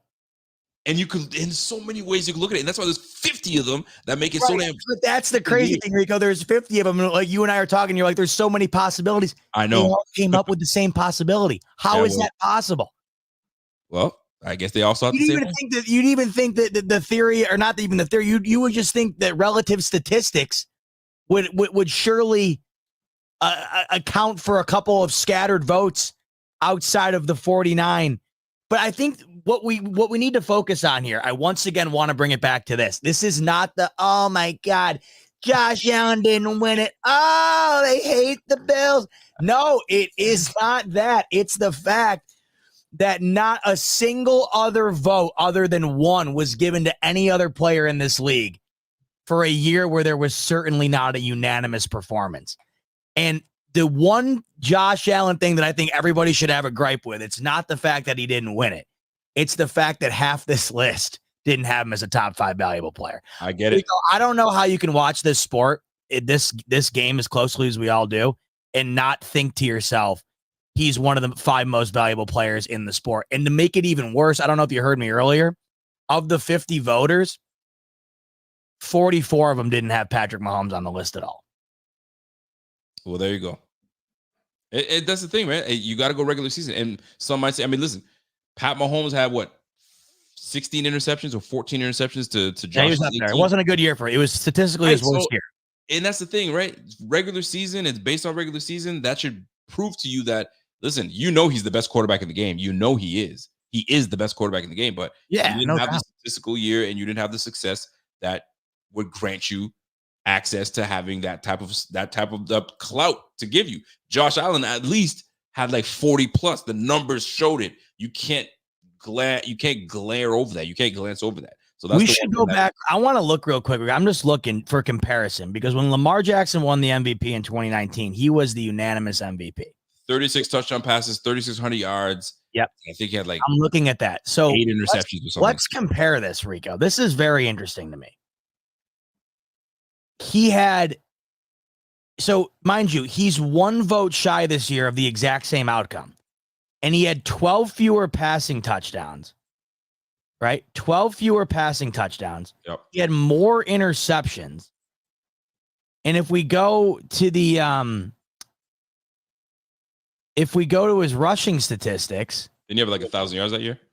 Yeah, I believe that year, wasn't it like, didn't it break a record? Yeah, it was something. He had a pretty nasty year. What? So I just don't quite understand how it's being put on the same exact level. But why isn't his rushing stats coming up here? Listen, let me. I want to. Somebody put something here. Sal says the awards is a joke. I don't like when people say that the awards is a joke. Was it a joke last year? What about the year before that? What about 20 years ago? What about 10 minutes? Just because this year our guy gets the 1 vote, you can't say the award's a joke. The award is a fine. It's fine. It's defined the way it is. You got 50 guys 50 men and women. I don't know if there's any women in that. There is at least one. Shireen Williams, I know, is a voter. Well, there you go. So you got 50 men and women that vote on this thing. You can't say it's a joke. You can't. Come on now.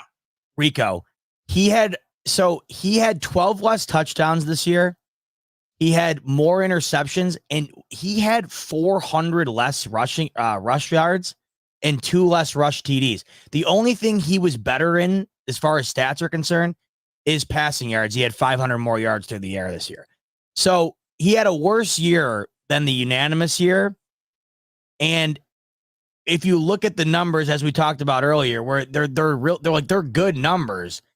The problem is that the fact that they equated to a near unanimous decision when they just aren't. It wasn't a unanimous year. And I know the numbers aren't everything, but the numbers certainly aren't everything for Josh Allen, Mahomes. I mean, you can even go as far as Tyreek Hill. What are the Dolphins without Tyreek Hill? And are the Niners playing this weekend if they don't have Christian McCaffrey? This is what I'm getting at with the valuable situation. Absolutely, and 1,000%. And this could be a debated for time, but there is another topic that we should get to, and I think this was Let's do that. Just as heated. My guy Z-Bot's ready to go because this one, Damar Hamlin snubbed. I want to hear you. I feel like you're on the opposite end of the stick here. I am absolutely on the opposite. I knew you were. End of the stick. Yeah. Let's hear it. Was Damar Hamlin snubbed? That's the question, and the answer is no. He was not snubbed. I think the award went to. I didn't care who the award went to. Does anybody? That's the question. I didn't care who it went to. I mean, I think who Baker Mayfield was on the list. Mm-hmm. Joe Flacco was on the list. Breece Hall. Breece Hall was on the list, a worthy candidate. Who else was on there? Calvin Ridley, I believe. Calvin Ridley, amazing, right? So it could have went to either one of those guys. Now, here's the argument. But he passed away on the field. He literally died. The good Lord said, "Not today, sir. We're going to put the right angels around you to, you know what I mean, to keep your heart going and get you to where you need to be so you can live life and do all the things that you need to do and have children and do whatever you need to do in life." Here's my opinion, and I think other people's opinions as well. You gotta, if you're going to have something happen to you or if something tragic happens to you, obviously you coming back is miraculous in itself, right? but you got to come back and show me something, right? On the football field. That's you're supposed to come back and show me what you were able to do before at your high level and show it to me. And Damar Hamlin coming back, to me, I don't think he should even be put in that award, right? I think there should be something completely different for circumstances like that. Circumstances like that, in my opinion. But there isn't. So you got to put him in the Comeback Player of the Year award. And I think I would have been fine with whoever it went to, because I need to see something when you get on the field. Joe Flacco comes off the couch, right? With a team that is riddled with injuries. He comes in and rips off 4-1, has multiple 300-yard games, hardly knows his teammates, hardly knows anybody on the squad, gets these guys to the play. Because did we not have the Browns for dead when Deshaun Watson goes down, Chubb goes down, you got two of your best players going down, you're written out for dead, and you're in the AFC North with the Ravens, and you got the Bengals, like, yo, you're done. And you got the Texans in another division, you got the Bills and the Dolphins, you're done. And these guys make it to the playoffs with Joe Flacco. It's a worthy opponent to get the defensive player, the comeback player of the year. For Damar Hamlin, love his story. The fact that he's able to come back is amazing. But you were inactive half the season. And if you did get on the field, you got on the field sparingly, with a couple plays, made a couple tackles. Kudos to you. But here's the thing that kicks it off for me. You came back to, to your on press shows, you're on all over the place, commercials, you name it. I think that the world has recognized you enough, right? But we need to recognize you over the Bakers, the Brees Halls. The whole world knows who you are. The whole world. There's not anybody. You say Damar Hamlin, Buffalo Bills. Oh, isn't that the poor kid that happened? They know you.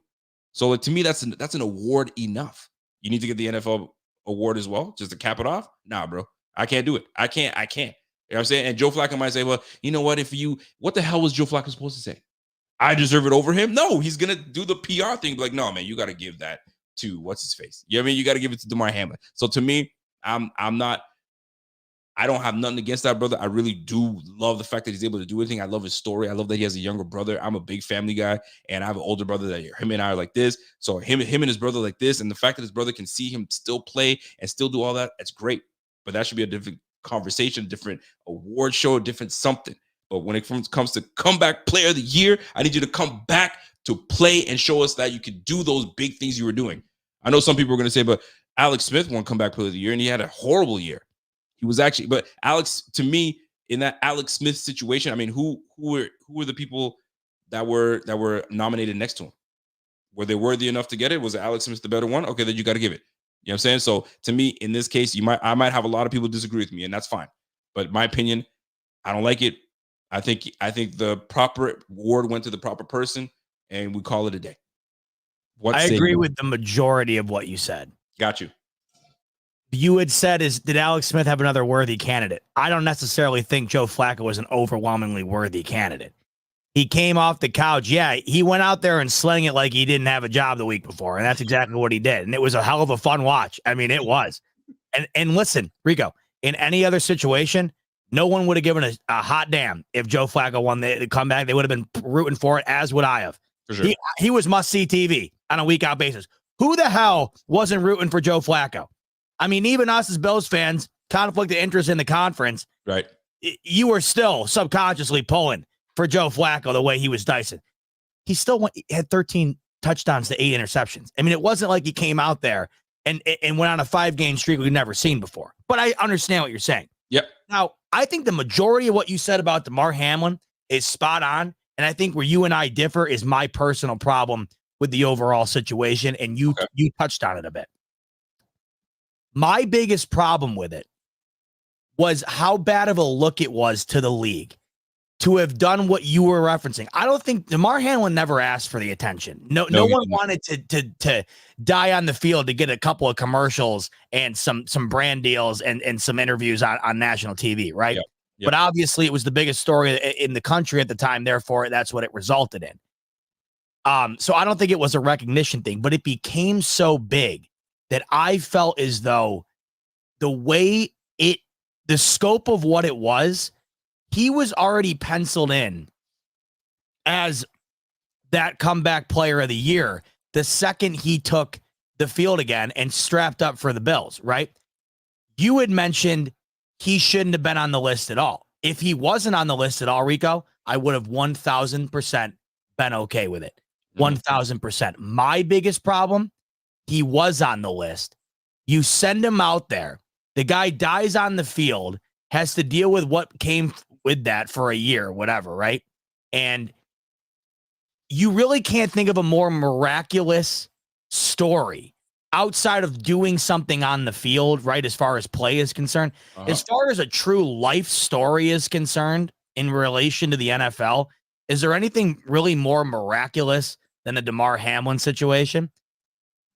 I think it's a bad look on the league to send him there, sit in the stands after he died on the field, and watch Joe Flacco go up and get the comeback player of the year award after he went out there and slung 13 touchdowns and 8 interceptions in 5 games.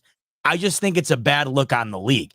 I personally am of the belief if he was not on that list, then that shows you that there's actually some definition to what this award is.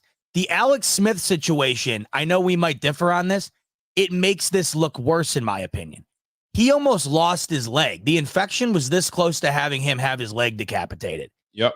That is about there's nothing worse than flat out dying. You can't make the relation. But if we're talking about the next tier down of the worst possible thing that could happen to you in a game, I would imagine losing a limb has to be in that second tier. And he won it because he came back out and played. Now, I venture to believe, Rico, much like the rest of these awards, including Rookie of the Year, where Puka Nacua had the greatest rookie season as a receiver of all time, we knew he wasn't going to win it because he's not a quarterback. Alex Smith was a quarterback. And I think that's why he goes and wins that comeback player of the year, because it's more of a, wow, he's under center throwing, doing stuff type thing. Damar Hamlin wasn't that type of player. In fact, he was a backup when he did have that incident happen in Cincinnati. Yep. So I think it's looked at much differently because you're not in a position where you are the focal point of the game. I just looked at it like I think a lot of other people did, including the betting markets, where he was a major favorite to win this since the betting market opened up on it. I think everybody looked at it and said, if this guy can go from dying twice on the field to not only coming back to life without really any health repercussions from it, but also having the ability to put the pads back on and play professional football in any capacity, that's got to be one of the best comebacks we've seen. The guy literally came back from the jaws of life and was able to play, right? Yep. So if he wasn't on the ballot, Rico, that to me gives some definition to this award. And that would be, it is solely based on your on-field play. But the Alex Smith situation shows you it's not. There is no rhyme or reason to this award. And that's why I think this award is kind of a sham in its, to begin with. Because on one hand, you can give it to Joe Flacco in a 5-game stint where he just went out and tossed the rock, or you can give it to Alex Smith, who got it simply because he didn't get his leg decapitated, even though it was close, and he came back and played, and therefore he got it. I look at it from the scope of how I feel it like it looks. Okay. And I just feel like it looks bad to trot him out there after all of this, with everyone's expectation being, oh, he's certainly going to be the comeback player of the year. Hated it. Yep. And it doesn't happen. And I got to tell you, I think it puts Joe Flacco, who, by the way, I love. Like I said, I think I would have been cheering the loudest for him if this situation didn't involve what it involved. I feel like it's got to be really tough for Joe Flacco to walk up there and accept that award, knowing that this is the conversation a lot of people are having today, because it's not like it's his fault that this happened, but he's also the guy taking the award from the guy that I think the vast majority of the public just assumed was going to win this award. And I think when the public perception, Rico, is that strong and it doesn't happen, and there really isn't a great case as to why it didn't happen, that's where the problem lies. This is what I struggle with as well. And I mentioned this to Dan earlier And this is where it really hits home to me.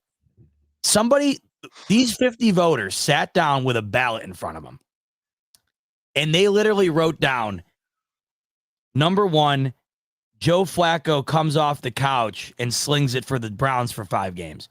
Number 2, Damar Hamlin dies on the field, comes back to life, and plays the following season.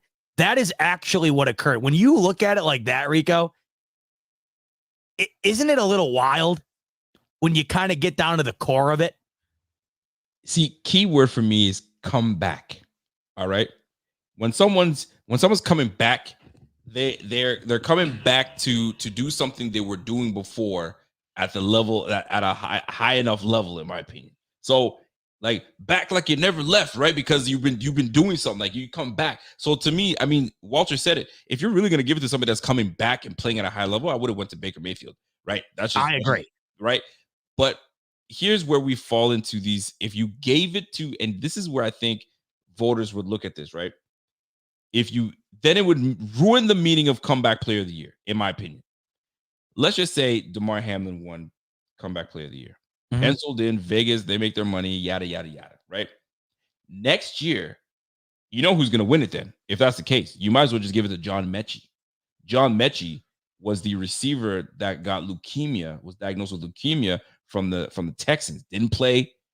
I mean, he would have been a shoo-in for this year, but because he didn't play last year, technically this is his comeback season. So for the following year, they would have said, hey, he came back. This thing affects 600 to 800 people every year.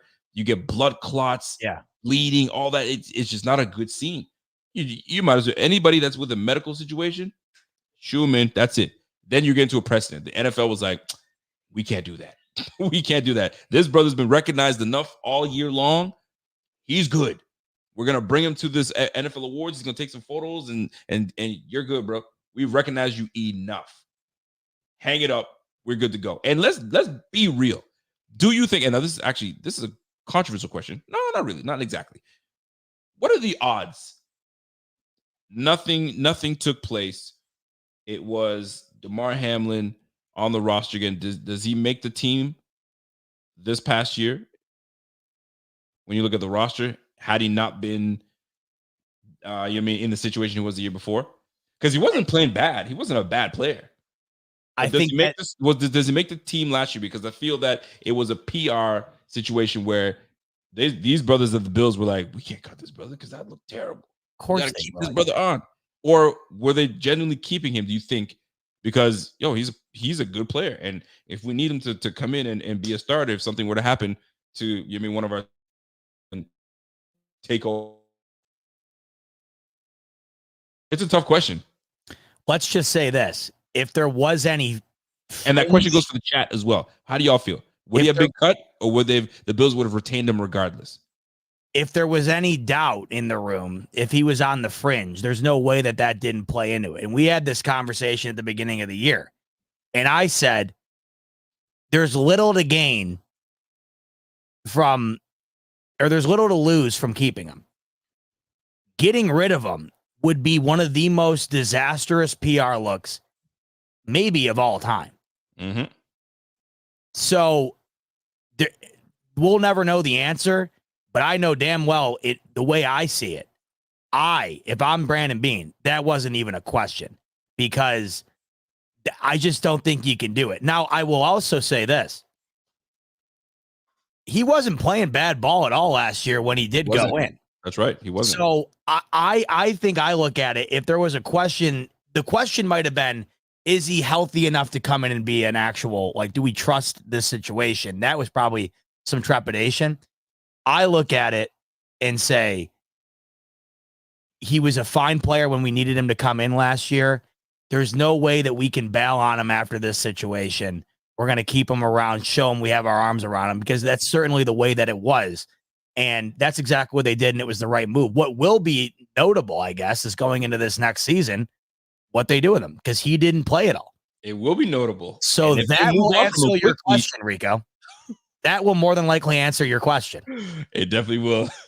But I think we came to the solution here, and I'm in total agreement with you. There needs to be a separate honorary moment to recognize someone that overcame a tremendous feat. I think you and I might be looking at the word, and this is what's funny about this particular award, and it's what shouldn't be funny about the MVP. To me, valuable is pretty black and white. How much value are you bringing to your team? And I don't think that there's 4 players bringing more value to their team than Josh Allen, but apparently 24 of these 50 writers thought otherwise. Comeback, to me, you could look at it as comeback on the field and what you did. I could also look at it as comeback from one of the most tumultuous situations we've ever seen and being on the team the following year and being in a game. So you can look at it a couple of different ways. I think if we were to eliminate the medical situation or whatever else and give that its own category, and we define comeback as you going from, like, Baker Mayfield to me was the perfect example. You're the number 1 pick. It completely falls through in Cleveland. You get shipped around the league. 4th team in 3 years or something stupid. Like, don't you remember that when the week he was shipped to LA without knowing the playbook and went and won a game on Monday Night Football? Crazy. Like, it was crazy. And now, hey, Baker, we know that you were the number 1 overall pick and the sky was the limit. It hasn't worked out. What do you say you come and replace the greatest of all time the season after he retires? And all he does is go and bring him to the divisional round. So beyond impressive, and not to mention all the stuff he had to deal with as far as different teams and stuff. Baker's been dealing with injuries his entire career as well. So I think he was the adequate answer for this award as it should be defined, but it isn't an award currently that has an adequate definition. So I think we need to have a different category, and that would have been an Alex Smith award, right? When that happened, it would be the John Mechie award next year, and it would have been the Damar Hamlin award this year. That makes a whole lot of sense to me, and I think everyone would be happy. Or you can just put him in the Man of the WP Man of the Year award, because not only what has he been, because I mean, if you really think about it, this scenario, the situation has raised so much awareness on field, I mean, scenarios that can happen like this. So like now he's got a charity called Chasing M's. He's helping tons of families and individuals, right? Awareness all over the world because something like this can happen. Yeah, the defibrillators all over the place now. In the My goodness, right? So if you're going to, the NFL effed up. What they should have done was put him in the Man of the Year. Deion Dawkins, you're dope. Maybe put both of them in there, but you can't. So you know what? Deion Dawkins, that is the perfect solution. I think that's where the best place you want to put him is Man of the Year, because not only do you give him an award that he's deserving of, now not only did he come back from it, you could speak on it. You can share what you've done for people around the world in your community. Boy, let me hit that thing for myself, man. That's where it comes down to, on my behalf for you again. Hit that again for yourself. You know what they could have done?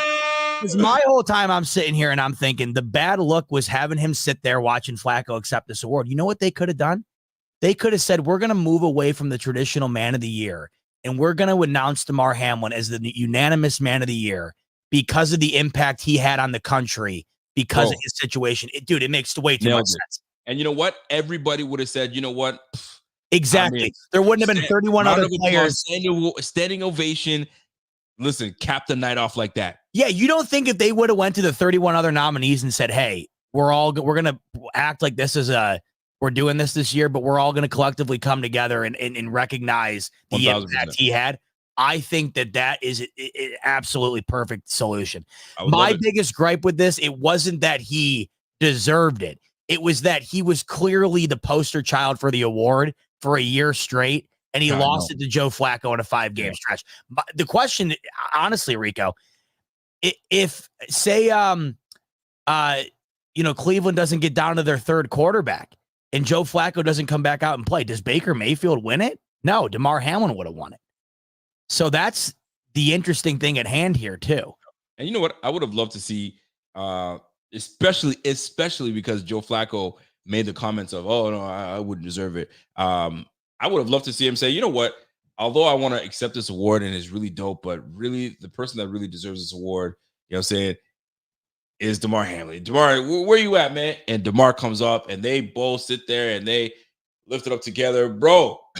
That's TV ratings would have went through the sky, man. I should be a writer, man. I should be a writer, script writer, or something. I really do think, though, if not, the Man of the Year would have made sense this year because it was like kind of you're thrusted into it, and you don't obviously have an award in place.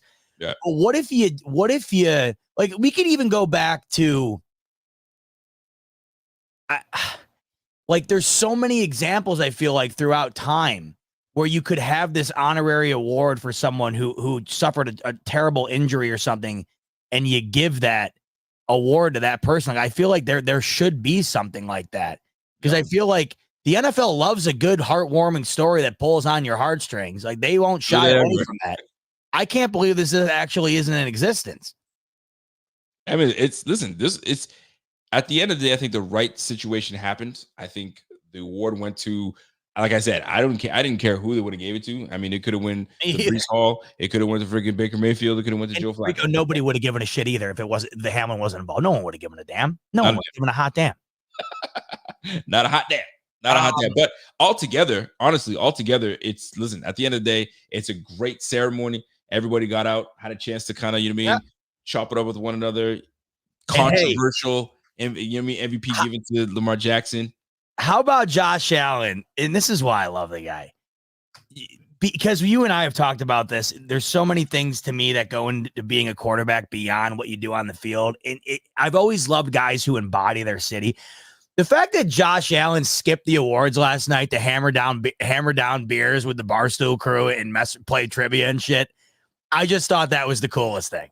Like that I love that, where it's just like, yeah, I know I'm not gonna win this thing. Let's go have fun in Vegas tonight. I love that. I'm a fan of it as well. Listen. If I'm not gonna be, my mind was ready to be in the playoffs, playing Super Bowl, bro. I'm not doing this NFL awards nonsense. I'm not doing any of that crap. I'm just gonna go out and do my thing, have a good time, and shine my star even brighter. This guy is going to be. He's a star, man, a superstar. And his star is only getting brighter with the way he does it. People want him around. Josh Allen is a figure. He's a presence, bro. We know it better than anybody. You can't get within 2 feet of the damn guy. At the beginning of the show, by the way, I hated to break it to you, but at the beginning of the show, I played the clip of you and Clay just having the opportunity to sit with Josh Allen. And dude, so people like that's my bar story. Like, you know how we were talking to the guy who the stunt double, how like that was the greatest bar story. My bar story is always that. Absolutely. People always ask me about, this and whatnot. And it somehow always kind of comes up. And the best thing of it all is that if I just were to say the story, like it wouldn't be that good of a story. The video is what just takes it over the top every time. The ability to see the raw emotion of me knowing in real time that this is dead in the water, and then to have done what we've done since then and try every time, even with the powers that be advocating for us. Well, tell them the story. They don't know the story of how that all worked out.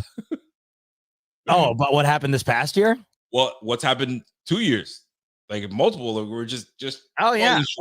Well, I've shared the story. I think we both have, in the sense of how we are able to define a superstar. We have witnessed what a superstar looks like when you are around it in person. Mm-hmm. And what that looks like is, imagine being in public and having like two people dictating who can interact and what you can do so that you can go throughout your day without having to take a picture every 10 seconds and not be able to move 30 feet.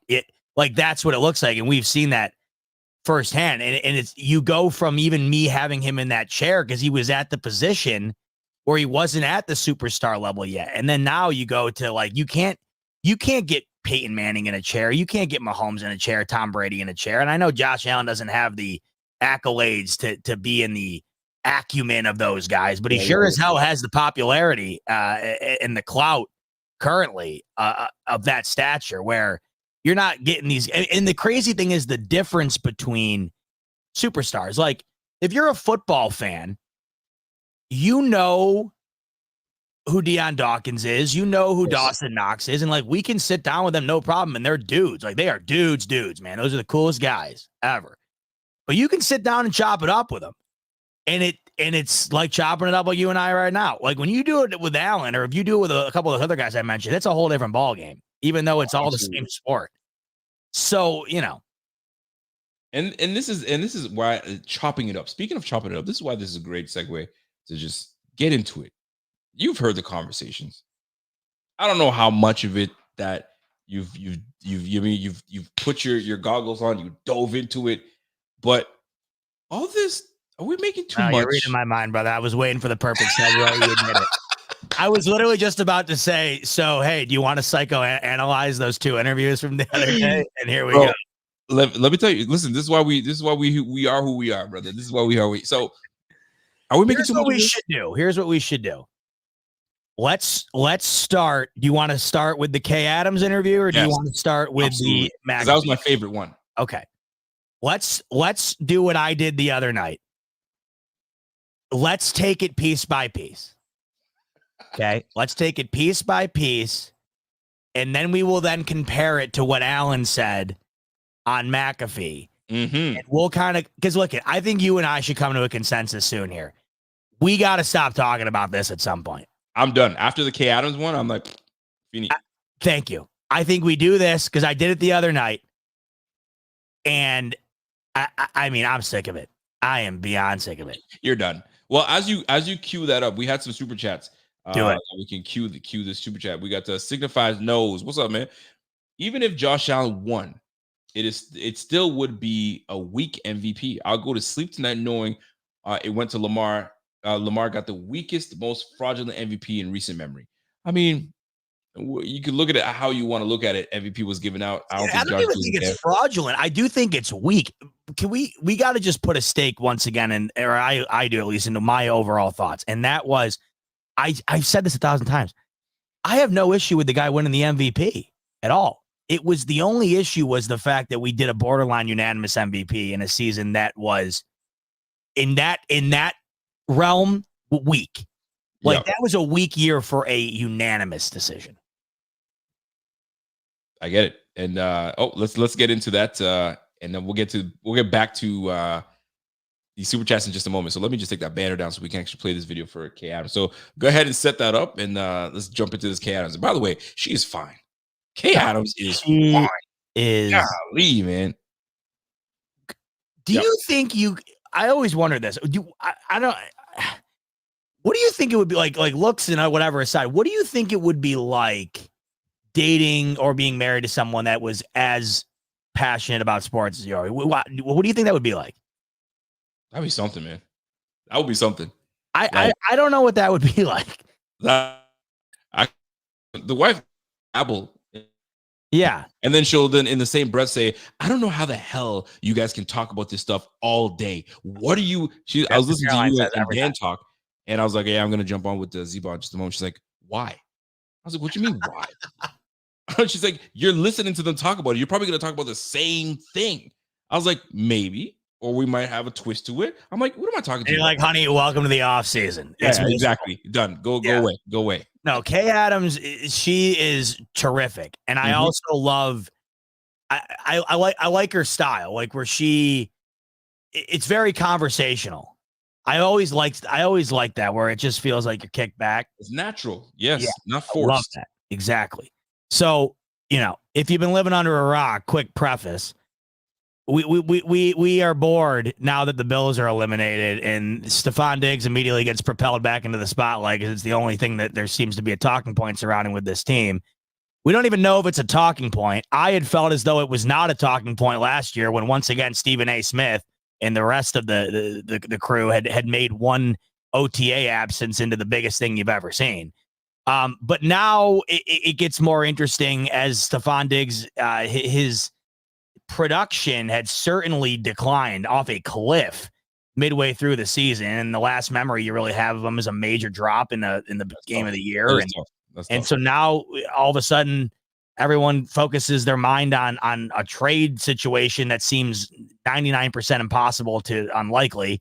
So here we are where you're dealing with the mind of a wide receiver, which is they're all similar in the sense that they are, I don't know how to describe it. Quarterbacks are quarterbackial, and wide receivers are all very similar in a sense that they are the coolest guy on the team, the most fashionable guy, the most popular guy, and they're also usually the most opinionated and most cryptic person.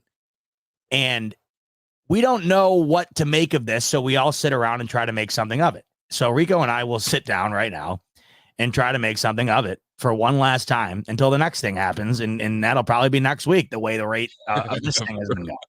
So here's Stephon Diggs with Kay Adams talking about, by the way, where does this, do you ever wonder where this comes from? Like, so, there was a narrative started about Diggs in trades and stuff. I don't think anybody knows the root of it, but everybody just runs with it. That's the odd thing. I know the root of it. I already know where the root of it comes from. You think it comes from him? No, definitely not from him. Okay. All right. Let's start from the beginning. What does it feel like to hear your name involved in so many trades? If I look at my phone, you're going to the Colts, Stephon, you're going to Chicago, you're going to Tennessee, you're going everywhere. I feel like for me, when I hear it, I take it with a grain of salt. We don't know what the future holds. Yeah. I really can't tell you what's going to happen or what's not going to happen. But I will say, however it goes, I've seen a video of this. I forgot who it was. However it goes, we're prepared. And I can tell you that I'm prepared. You know what I'm saying? You know, I'm a professional. I've handled things like a true pro's pro, no matter what they say. Yeah. Why do people By the way, can we just say he is slick? I mean, Stephon Diggs is a good looking dude, right? He's always got on a $10,000 fit. Look at that smile right there. Look at him. I mean, he is a pro's pro when it comes to this stuff. Let's take down this first question here. Kay Adams sets it up nicely. She doesn't go at it saying, so do you think you're going to get trading? She sets it up with so I'm seeing this, I'm seeing that. He answers it in this, we're taking it segment by segment, by the way, but he answers it very diplomatically and very matter-of-factly, where he doesn't know because nobody knows other than Brandon Beane. Exactly. So he doesn't know, I don't know, you don't know, the guy on Twitter doesn't know. So that's what he's saying. Now, Rico, my issue with him is that in the same breath, I wish he would just say, I love it here for now. I love where I'm at. I love what we got going on. But I also don't know what happens. I can't control these rumors. It's back to what we were talking about earlier with the coaches. I don't necessarily disagree with what's being said. I just would say it in a way that's less inflammatory because we know that things can be taken as an inch or delivered with the intention of an inch and be perceived as a mile. And I think that that's what happens with this a lot. So right there, what he says is not factually inaccurate at all, and it doesn't indicate one thing or the other. Right? He's pretty neutral. Yeah. Say? I don't know. Just for me, I guess I'm an easy target. I'm not gonna say I'm flashy, but I am into fashion. Yeah. I am gonna say first of all, he's not flashy. Dude, he showed up to the stadium in a kilt. I mean, God. Bro, that oversized sweater he was wearing and then starch jeans, bro. Do you think that that's why he's an easy target? I don't think so. Of course it is, because the camera's on you. You know what I'm saying? I see what you're saying. Okay. Who's a guy that's like really like Marvin Harrison? Marvin Harrison never had a nice fade. He always had that people will know this if they played Madden, a lot of Madden, when you have to, create your player. And if you're creating a player, they called it a close crop haircut. Yo, that was Marvin Harrison. Marvin Harrison didn't have nothing flashy. He just came in and close crop haircut. Yo, I'm here to play some football. Stephon Diggs flossing on the sideline. You feel me? You know what I mean? He's got the braids now. He looking tight. You know what I mean? Dude is rocking fashion stuff. Like, listen, he's a star, bro. He's a superstar. No doubt. That's what happens. Speaking of which, are you seeing that they're now calling a basic fade the Travis Kelce haircut? What are we doing? Brother, I went on a whole rant on my show. I was like, listen, I might even clip it and put it out there. I was like, come on, are we serious? I couldn't imagine. I couldn't imagine going to my barber and be like, hey, bro, I saw this new cut called the Travis Kelce. You know it? Boy, if he slapped me across the face, I would understand. Dude. And I come to my senses. I'm like, okay. If I was the barber, you are getting a gigantic cock carved in the back of your head with the clippers. With the clippers, come in and ask me for the Travis Kelce. You can't come in. Walter says, "Yo, don't get me started." I got you, Walter. I got you. I ain't gonna get started, brother. I am doodling whatever. I'm having a blank graffiti canvas on the back of your head with the fade if you come in and ask for the Travis Kelce, or I'm just kicking you out of the shop. They're outspoken, but when you speak to me, I speak eloquently. I know how to get my point across. You know what I'm saying? I know how to express myself, and I know how to get us all on the same page. So for me, I feel like being verbal sometimes hurts you. And when I don't say nothing at all, I think it bothers a lot of people. Do you want? He's right. That's fair too. That's fair. That's fact. There is a lose-lose proposition with him here. Yep. I think I don't disagree with that at all.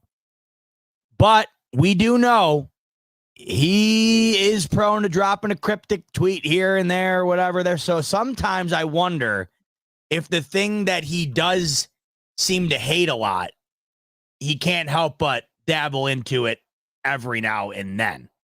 Listen, man, in the offseason, you're going to do, I mean, you have followers, bro. You have followers. Yeah, and you know the social media game. You can't. LeBron does it all the time. If we sit here and we don't put out anything for Buffalo Fanatics from here to season 1, we're going to lose interest to people. They'll go elsewhere and they'll go hang out elsewhere. And Bob's your uncle. You're done. Right. So he's got to keep his followers up. Hey, what's Stephon Diggs up to? Hey, y'all, here's what I'm up to. Or I'm listening to Drake in my car. Let me just pop this lyric because this lyric is nice. Right. Whether it's a double meaning, he's like, yo, let the people figure that out. I'm cool. And now we're like, Bills fans are like, what's that mean? Is he leaving? Is he this? And he's like, what? I was just listening to Frank Sinatra and I'm doing it my way. You know what I'm saying? Like, He'll do shit like that. He'll do shit like that and be like, come on. So like, you know what you're doing. But this is where, I mean, when you're a superstar, when you star, this is what happens, bro. Bill? Yeah, I mean, Do you want to be a Bill? Yeah, I mean, I've said that. I told him, interview after interview, I wanted to retire Bill, but see, just get into it. I mean, what? Right. See, I mean, that is what I'm getting at. He leaves the door open a bit. You see what I'm saying? He never swings it open. He never slams it shut. It's always got a crack open for interpretation. You're not wrong, man. He's like, I mean, it could be nothing, but it's just, that's what I caught immediately. I mean, I totally agree with you. Yep. Let's just watch the subtle reaction here. Jesus. Of course, you know how it goes. Your name. Across, you know what I'm saying? I know how to express myself, and I know how I speak eloquently. I know. No, you go forward. Flashy, but I am. Oh yeah. So for me, I feel like being verbal sometimes hurts you, and when I don't say nothing at all, I think it bothers a lot of people. Do you want to be a Bill? Yeah, I mean, it was a very nonchalant. Yeah. What are you, a body language expert now? Well, you see how he closed the jacket? I'm pretending to be. He closed the jacket there to close off. It doesn't want anybody to know. He did do that. I've been watching people psychoanalyze the Putin Tucker Carlson interview for the last 24 hours, and this is exactly what they've been doing. The exact they do that, man. Dude, I got down a rabbit hole that based on the way Tucker reacted to an answer from Putin, that Tucker Carlson is a CIA operative. He is an undercover agent. I got down this whole rabbit hole because of a body movement he made in reaction to a question. There you go, man. Yeah. Yes.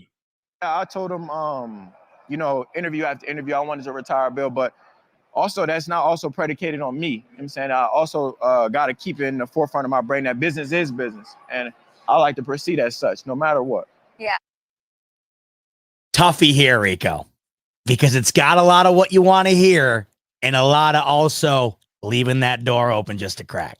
But that's not his fault because he's right. I have to keep it at the forefront. That is a business. I mean, I was on the Minnesota Vikings. I did get traded. Whether I you know what I'm saying? I mean, what's the word I'm looking for? Whether I provoked it, I provoked the trade nonetheless happened. So he already knew early on, this is a business. Oh yeah, I'm getting sent to Buffalo. Oh yeah. They're trying to throw me. They're trying to, kill my career by sending me to a young quarterback that I don't know what I'm getting sent to. But yeah, at the end of the day, I got traded. So I know that at any point we can get traded. And bro, they got colleagues all over the league.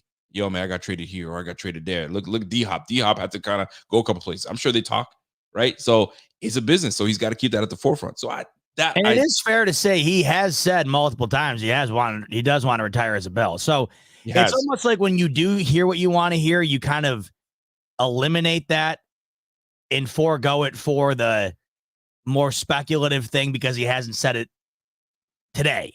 Like he did say it, but this, you know what I'm saying? Yep. The you and Josh Allen relationship, like how would you describe that? That's still family. Like at the end of the day, people kind of format their own opinion in regards to, I guess, football. You know what I'm saying? When it's football related, but Josh extended his hand out to me. You know what I'm saying? When I got drafted to the Bills, he welcomed me with open arms, open hands, even just Bills Mafia, the whole family, everybody included. But for us, I mean, that's still my brother. You know, I kind of get sentimental about it because he's still family at the end of the day. And he's always going to be family no matter how it shakes. Oh, my God. So this is a stark difference to last week's interview. Or was it last week or was it like 4 days ago? Yeah, it was like 4 days ago. Dude, this is a drastic difference. Okay. And I talked about the 2.5 minute interview with the NFL Network reporter. I talked about it for like 2 hours. This is where he lost me on the last one, and he's got me back in on this one. He didn't say this the last time.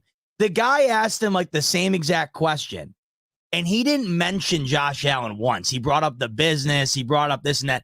He didn't say what he just said here. But how can I discount? I almost get sentimental about it. That's family. Like, he doesn't strike me as a guy who really gives a shit, like to the point where he's going to lie. You know what I mean? I don't know why he's lying. So Walter's an idiot. Look at this there. I am pausing it on the most inopportune times. He does give you that. He's giving you that eye. But like, I don't know how you feel, but this is a major difference to just a couple of days ago where he did not answer this same question with this type of sentiment. Yep. You agree? Yeah, I'm with you. I'm with you. I feel like are we going towards an ending here? What do you mean? How you saying pause that. You're freaking me out. No, but you're freaking me out a little bit. I guess. Pause that. Oh, wait a minute. Let's run it back a second. She took it a different way. She did take it a different way. And this is why I didn't like that. It's just like when she's like, wait a minute. Oh, I hated that one. And now she's going to play it like the soft, like, that sounds like a breakup. What's happening? Nothing. I just said I love the guy. What the hell are you talking about? It's content genius, though. Yeah, she did. She knew what she's playing there. She knew what she was doing. Yeah, you can get away with that. Like, imagine if you and I did that. We'd be like, he'd be like, what the hell are you talking about? Like, you got to have the ability to do that. Like, set it up the way she's doing it. Like, come on, girl. All right, here we go. Describe that. That's still family. Like at the end of the day, people kind of format their own opinion in regards to, I guess, football. You know what I'm saying? When it's football related, but Josh extended his hand out to me. You know, that's interesting, though, when it's football related. Like, people have their own opinion. I had said last week when he had the interview, I had said, there doesn't need to be an opinion if you set the facts straight. I don't know. So when he says, like, set your opinion on the football, and then he says the family, I guess I can see where she interprets it as perhaps there's a difference between the football relationship and the off the field relationship, maybe. But there is. Yeah. So he's like, yo, we good. Like, we're good. Like, and this is the way I interpreted the first time when I read it. And I might be looking into it way too deep, but it was like, he's pretty much saying what he told you. I don't know if they're going to trade me or not, but if they ever do decide to do what they do, and this is me reading between the lines, him and I are forever going to be good off the field. Wherever I end up on the field, I mean, that's a whole nother ball game. So like, but no matter what, we're always going to be good. And that's when Kay was like, whoa. Right. I got drafted to the Bills. He welcomed me with open arms, open hands, even just Bills Mafia, the whole family, everybody included. But for us, I mean, that's still my brother. You know, I kind of get sentimental about it because he's still family at the end of the day. And he's always going to be family no matter how it shakes. Oh my gosh, I feel like are we going towards an ending here? What do you mean? How you saying it? You're freaking me out. No, but you're freaking me out a little bit. I guess you said you're getting sentimental means you're like living in a goodbye moment. I said I'm being where my feet are. You know what I'm saying? I'm just being where I am right now. I'm not saying goodbye. I hope it's not goodbye, but you know, like I said, I'm prepared whichever way it goes. You know, when you hear a lot of rumors and such, it's like, where did it come from? Yeah. You know what I'm saying? where there's smoke, there's fire usually, and I try not to pay too much attention to it. That's why I said I'm just being where my feet are. Now you can get a little interesting here. When he says, "Where's that coming from?" When it's smoke, there's fire. Do you not read that as he's insinuating that's coming from within the building? No, not within the building. I personally don't think that he thinks it's coming from within the building. He sees what we see, man. He sees what we see. He sees what we do. He sees what this is happening right now, how this chatter is happening.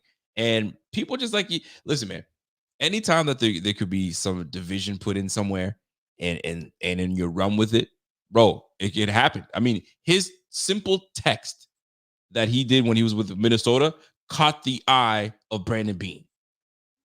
Right? It was like, come rescue. I don't know what the hell the thing he said was, but it was enough for Brandon Beane to be like, well, there it is. Yeah. He wants out. So things happen. So she definitely put him in a tough spot. She did. She knew what she was doing.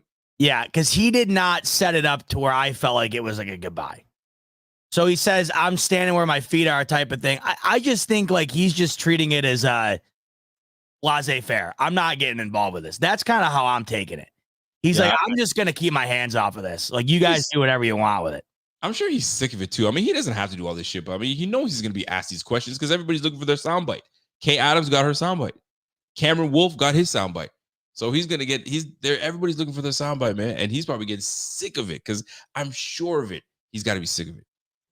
How sure are you that he's a Bill next year? I'm pretty sure. I don't think he's going nowhere. I think Brandon Beane loves him and loves the team and loves that dynamic too much. But Brandon Beane also knows that he's $50 million in the hole. So change is going to have to be made. That's Do you know where the Allen portion is from Pat McAfee? Oh, dude, this guy put out so many clips. I don't know. I tried looking for it myself and I was like, I give up. All right, well, essentially what came out of that one was like, what am I doing here? Essentially, what came out of that was he was basically just saying the same thing, but more quarterbackial, right? Where it was just like, didn't he say like, I love him type of thing? Yeah, that's my guy. I love him. He's always gonna be my guy. He gave you the quarterbacky. You got me using the word quarterbacky. He was really quarterbacky with his comments. So yeah, I ain't tripping. Listen, man, these boys are gonna be back together next year. You got to do it up. And I mean, Kincaid coming back for a second year. James Cook going to his third year. You know what I'm saying? We draft a receiver. Let's fucking go. You know what I'm saying? You're right. Like, we ain't blowing this shit up just yet, bro. We ain't blowing it up. At the end of the day, I just think it's a result of boredom. There's nothing more to talk about, and those are the two stars, Allen and Diggs. That's it, man. It wasn't a great ending of the year, production-wise. And then when you mix that with the missed OTA a year ago, and people just start connecting dots because there's nothing else to do when it comes to this team right now. Absolutely. I think that's pretty much the long and short of it. It is a long short, man. I mean, this it's really that simple. Before we get out of here, though, I was listening to satellite radio. What a wild question. Dalton Kincaid was making his rounds, and the reporters or the radio host said something to the nature of this. He goes, "Wow, what a tough game against the Chiefs, man. It was crazy." But like, just could you imagine if Tyler Bass makes that field goal? What an amazing time it would have been. But Pat Mahomes, you leave time for Pat Mahomes, he's probably going to go down there and score, right? What? He said, he's going to go down and just score, right? And Kincaid was like, oh, well, you put this brother on the spot. What are you even supposed to say to that? I was like, dude, that's wild. That's absolute wild that you can actually formulate a question like that. And then I just don't get it. You get the guy in the chair and that's what your question is? Dude. Yeah, but Pat Mahomes, he was probably going to go back and score. He's that talented. And I think he just did it. He's like, you know what, man, Pat's a really talented player. Like, I admire his game. Of course. And, you know what I mean? But he paused a little bit. He was like, what the fuck? Like, what kind of question is that, bro? And he fucking proceeded. That shit was hilarious to me. But anyway, that's Radio Row. That's the way, these things are played out, brother. It's fun altogether. But here we are. Off season. This is what it is, man. So who do you got Sunday? What's the deal? Chiefs. I got Chiefs. I'm not even gonna mince. It's Chiefs, and it's not gonna be. I don't want to say it's not gonna be close, but it's gonna be Chiefs win handedly. So I think by Chiefs at win least handily. by at least Double a digits. touchdown. Double digits. Oh, Double digits. I'm confident. Pat Mahomes. People want to I don't put your Bills fandom aside. Pat Mahomes is tremendous. The guy is good. He's just good. I remember somebody was on the other show. There, I guess you had your fair share of giving Pat Mahomes some praise. They're like, stop doing what Zeba was doing and getting at his knees. I was like, what? That's wild. Oh, dude, I have like a small cult following now of Chiefs fans. What the hell? They will join the show just to hear opposing fan bases. Absolutely, they basking it. I'd probably do the same. It must be amazing. No, everything man. Everything I say though is 100% accurate. Dude, and we're watching. The good thing is we're watching a great quarterback. We're watching greatness. Yeah, I would enjoy it a hell of a lot more if it wasn't at my expense. I know. I mean, Brady, I would have loved Brady if I was like, a Vikings fan. Absolutely. You know what I mean? It sucks, but you're watching greatness. So, like, fandom aside, you're just a fan of the game. They're gonna kick the 49ers ass, bro. Like, Brock Purdy is a good quarterback, but like you have to be flawless. Just like Josh Allen was. You have to go toe to toe against Pat Mahomes. And even then it doesn't matter. What's that? And even then it doesn't matter. Absolutely. And here's the thing too, right? You went up against the Packers and the Packers almost took you down. The Lions pretty much gave you the game. Both of them did. They should have lost both those games. Dude, you lost 3 games straight, back to back in the regular season. So it's not like you're some juggernaut team. You're a very good team, don't get me wrong. But you're going up against a team that's going to just whoop your ass. I think they're just going to whoop them. I think it's going to be over early. I think it's a double-digit win. If it's close, great. I'll take that. But if it's close, it's advantage Chiefs that way too. Like that's why I asked Dan this earlier because he's all over the Niners. I couldn't believe. Get out of here with that. And I just said to him this, and this might be like the most bland way to look at it, but this is the crazy thing about Mahomes. There's no other way to look at it. Like you throw out your advanced stats, throw out your analytics and this and that. The guy has been an underdog 12 times in his career. He's 10-1-1 against the spread, right? It's good, man. And so it really all just comes down. Like I don't think the Bills could have played the Chiefs much better than they did with the circumstances at hand. And they've won 3 different ways, really. They just win in all different ways. And I just said to him, I said, throw everything else aside. Do you really, when you go in your crystal ball, do you see Brock Purdy Sunday night holding the Lombardi trophy, knowing he had to go through Mahomes to get to that podium? And can you really look at me and confidently say yes? I mean, he felt that way, but my God, I can't bring my head to that. I can't. Listen, it's not even about that. Like that defense is playing extremely well. Dude, they're off the charts. What's the stat? They've allowed less than 20 or less points in what? 21 of their last 23 games, something like that. The team is legit, man. They're a legit squad. So like, you're not going to come to me and tell me that the 49ers are going to come out here and really get at it. Now, and the Lions and Packers D are half, if that, of what the Chiefs D is. And both of them had the Niners on the ropes for about half the game. You damn right. Now, you can't take away from Brock Purdy. Brock Purdy, the game was still close enough where he was able to cook and go down the field and do what he's got to do. But I think this team is just too good. L'Jarius Sneed is too damn good. Chris Jones is too damn good. Nick Bolton, Blanton. These boys are nice.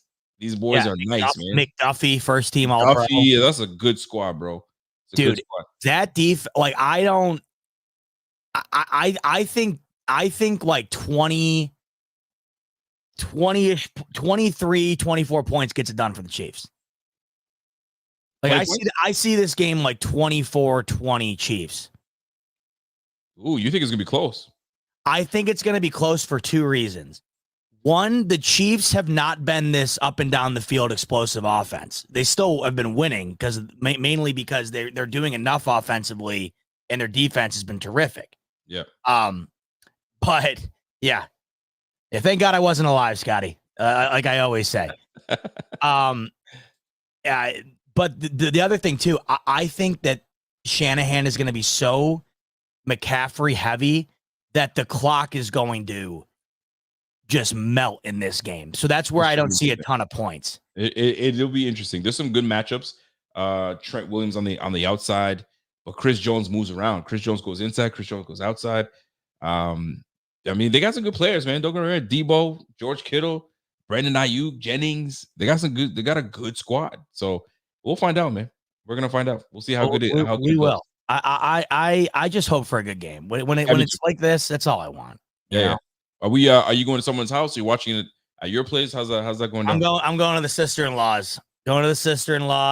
I think she's ordering something, and gonna drink a bunch of booze and just I got a bag on the Chiefs. What do you got on the Chiefs? What do you put on there? Currently, how much? Am I gonna go? I currently have 700 on the Chiefs. There you go. Attaboy. What's it win you? Well, that's the beauty of it. They're plus money. So it wins me. Well, I took a couple of different lines, but it's 700 to win like 690. So it's dead straight, basically. All right, I'll take that. Any parlays? Well, that's what. So that's what today, tomorrow's for. Where I get into my props, because how much you dropping on this? What are you gonna drop on this for this whole weekend, this football weekend? What do you anticipate? Yeah, like the whole bag. You have a bag of money. How much you put a G note? The whole weekend. That's what it is. Oh, or are we going up to 2? 2 bands.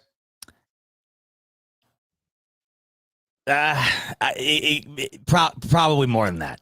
There you go.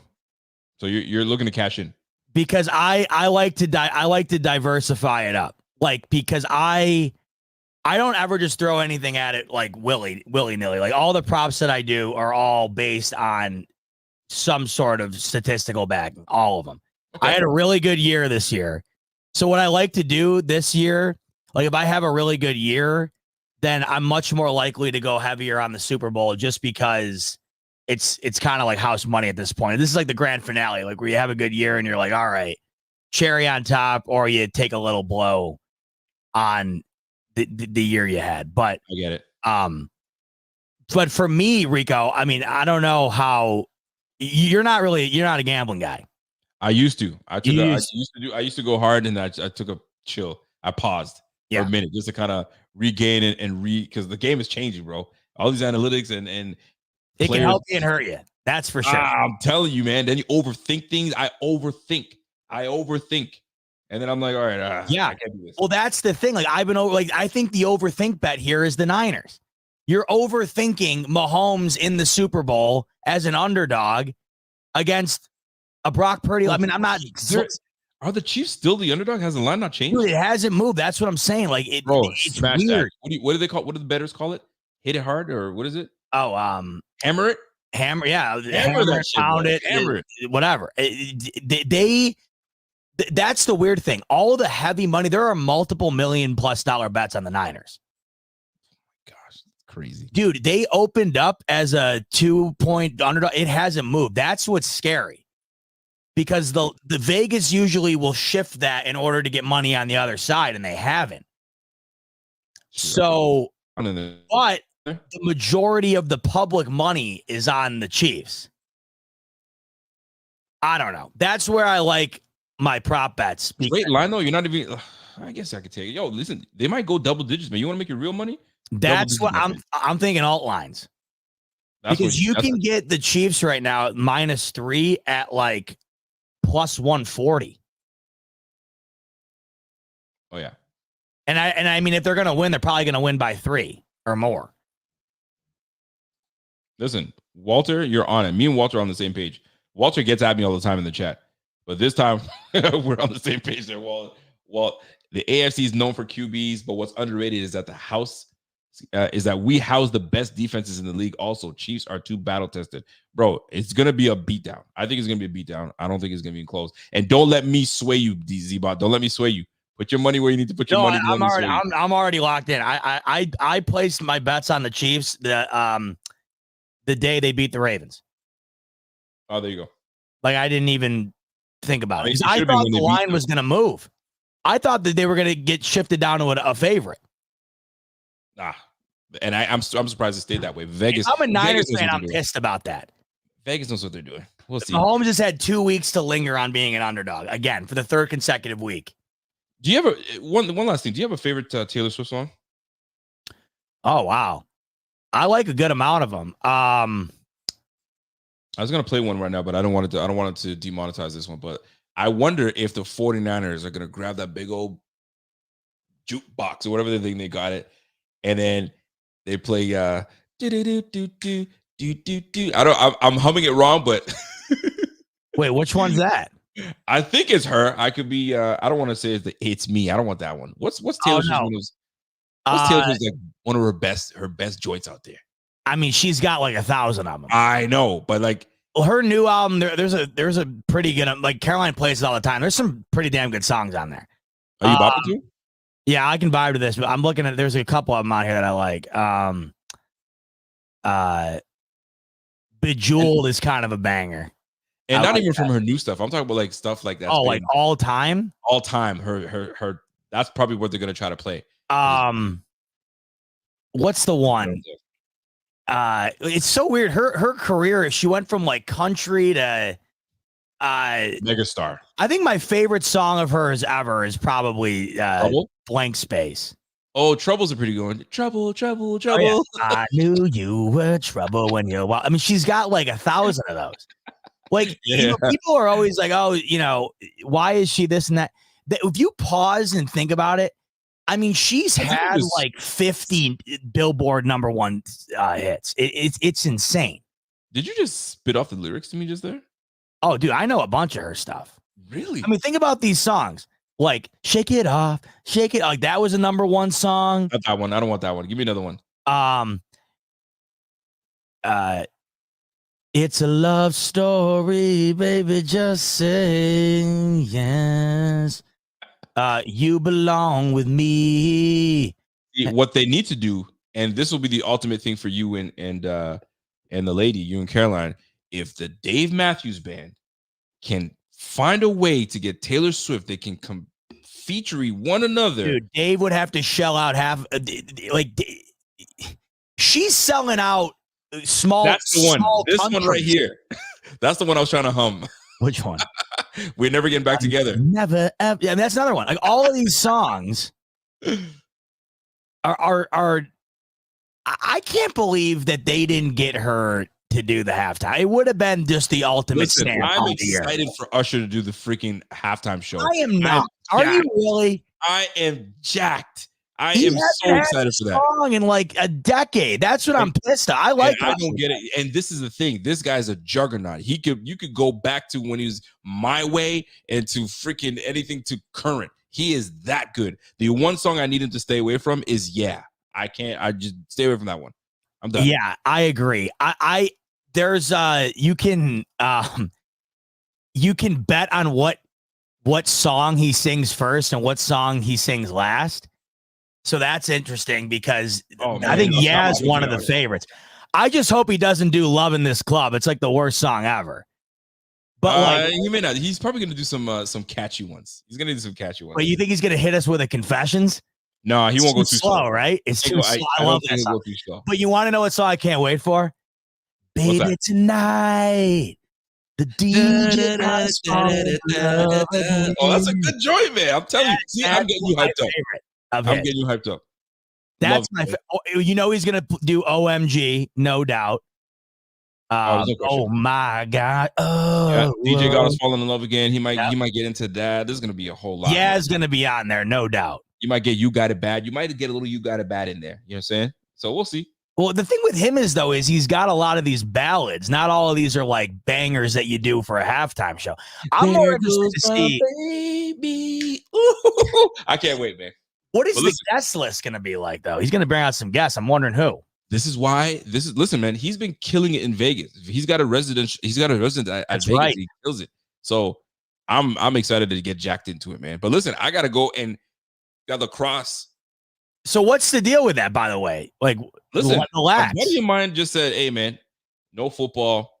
You move to a new province. They don't have CFL here. They don't have. Is it the NLL?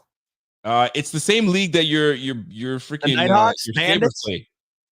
Yeah, the NLL. Bandits. The Bandits. Yeah, Bandits. So I grew up on the Nighthawks. So my team what's the team near you? We are called the Thunderbirds, I think. Yeah, the Halifax Thunderbirds. Have you ever been? First game going. Dude, you're gonna have they're a riot. They're a blast. I'm about to find out. You're gonna love it. Indoor lax is a ball. Lax. That's what I saw you put that in there. So for those that are wondering what I'm gonna be doing, I'm getting ready. I'm gonna be driving today. I gotta go pick up a couple of the homies, and we're about to go watch lacrosse. My first lacrosse. I need to get your interview. I mean, I played lacrosse all the way to college. My dad's a lacrosse coach. My sister is a first team All-American. Yeah. Your pops was? So my dad is currently the lacrosse coach at Roberts Wesleyan, just outside of Rochester. My sister was an All-American at Roberts Wesleyan. I played up till college. My grandfather was the goaltender at Penn State. He started the program at Monroe Community College in Rochester. He started the lacrosse program there, still running strong to this day. We are a lacrosse family big time. My uncle played at Penn State. Big time. So you got to give me your review. I will definitely give you, because to me, lacrosse is a mixture of like basketball and hockey. It's a perfect. Believe it or not, it's more basketball than anything. Yeah, this is why I love it. There's picks and screens and all that shit, and these guys are freaking and all that. So I played right on the crease.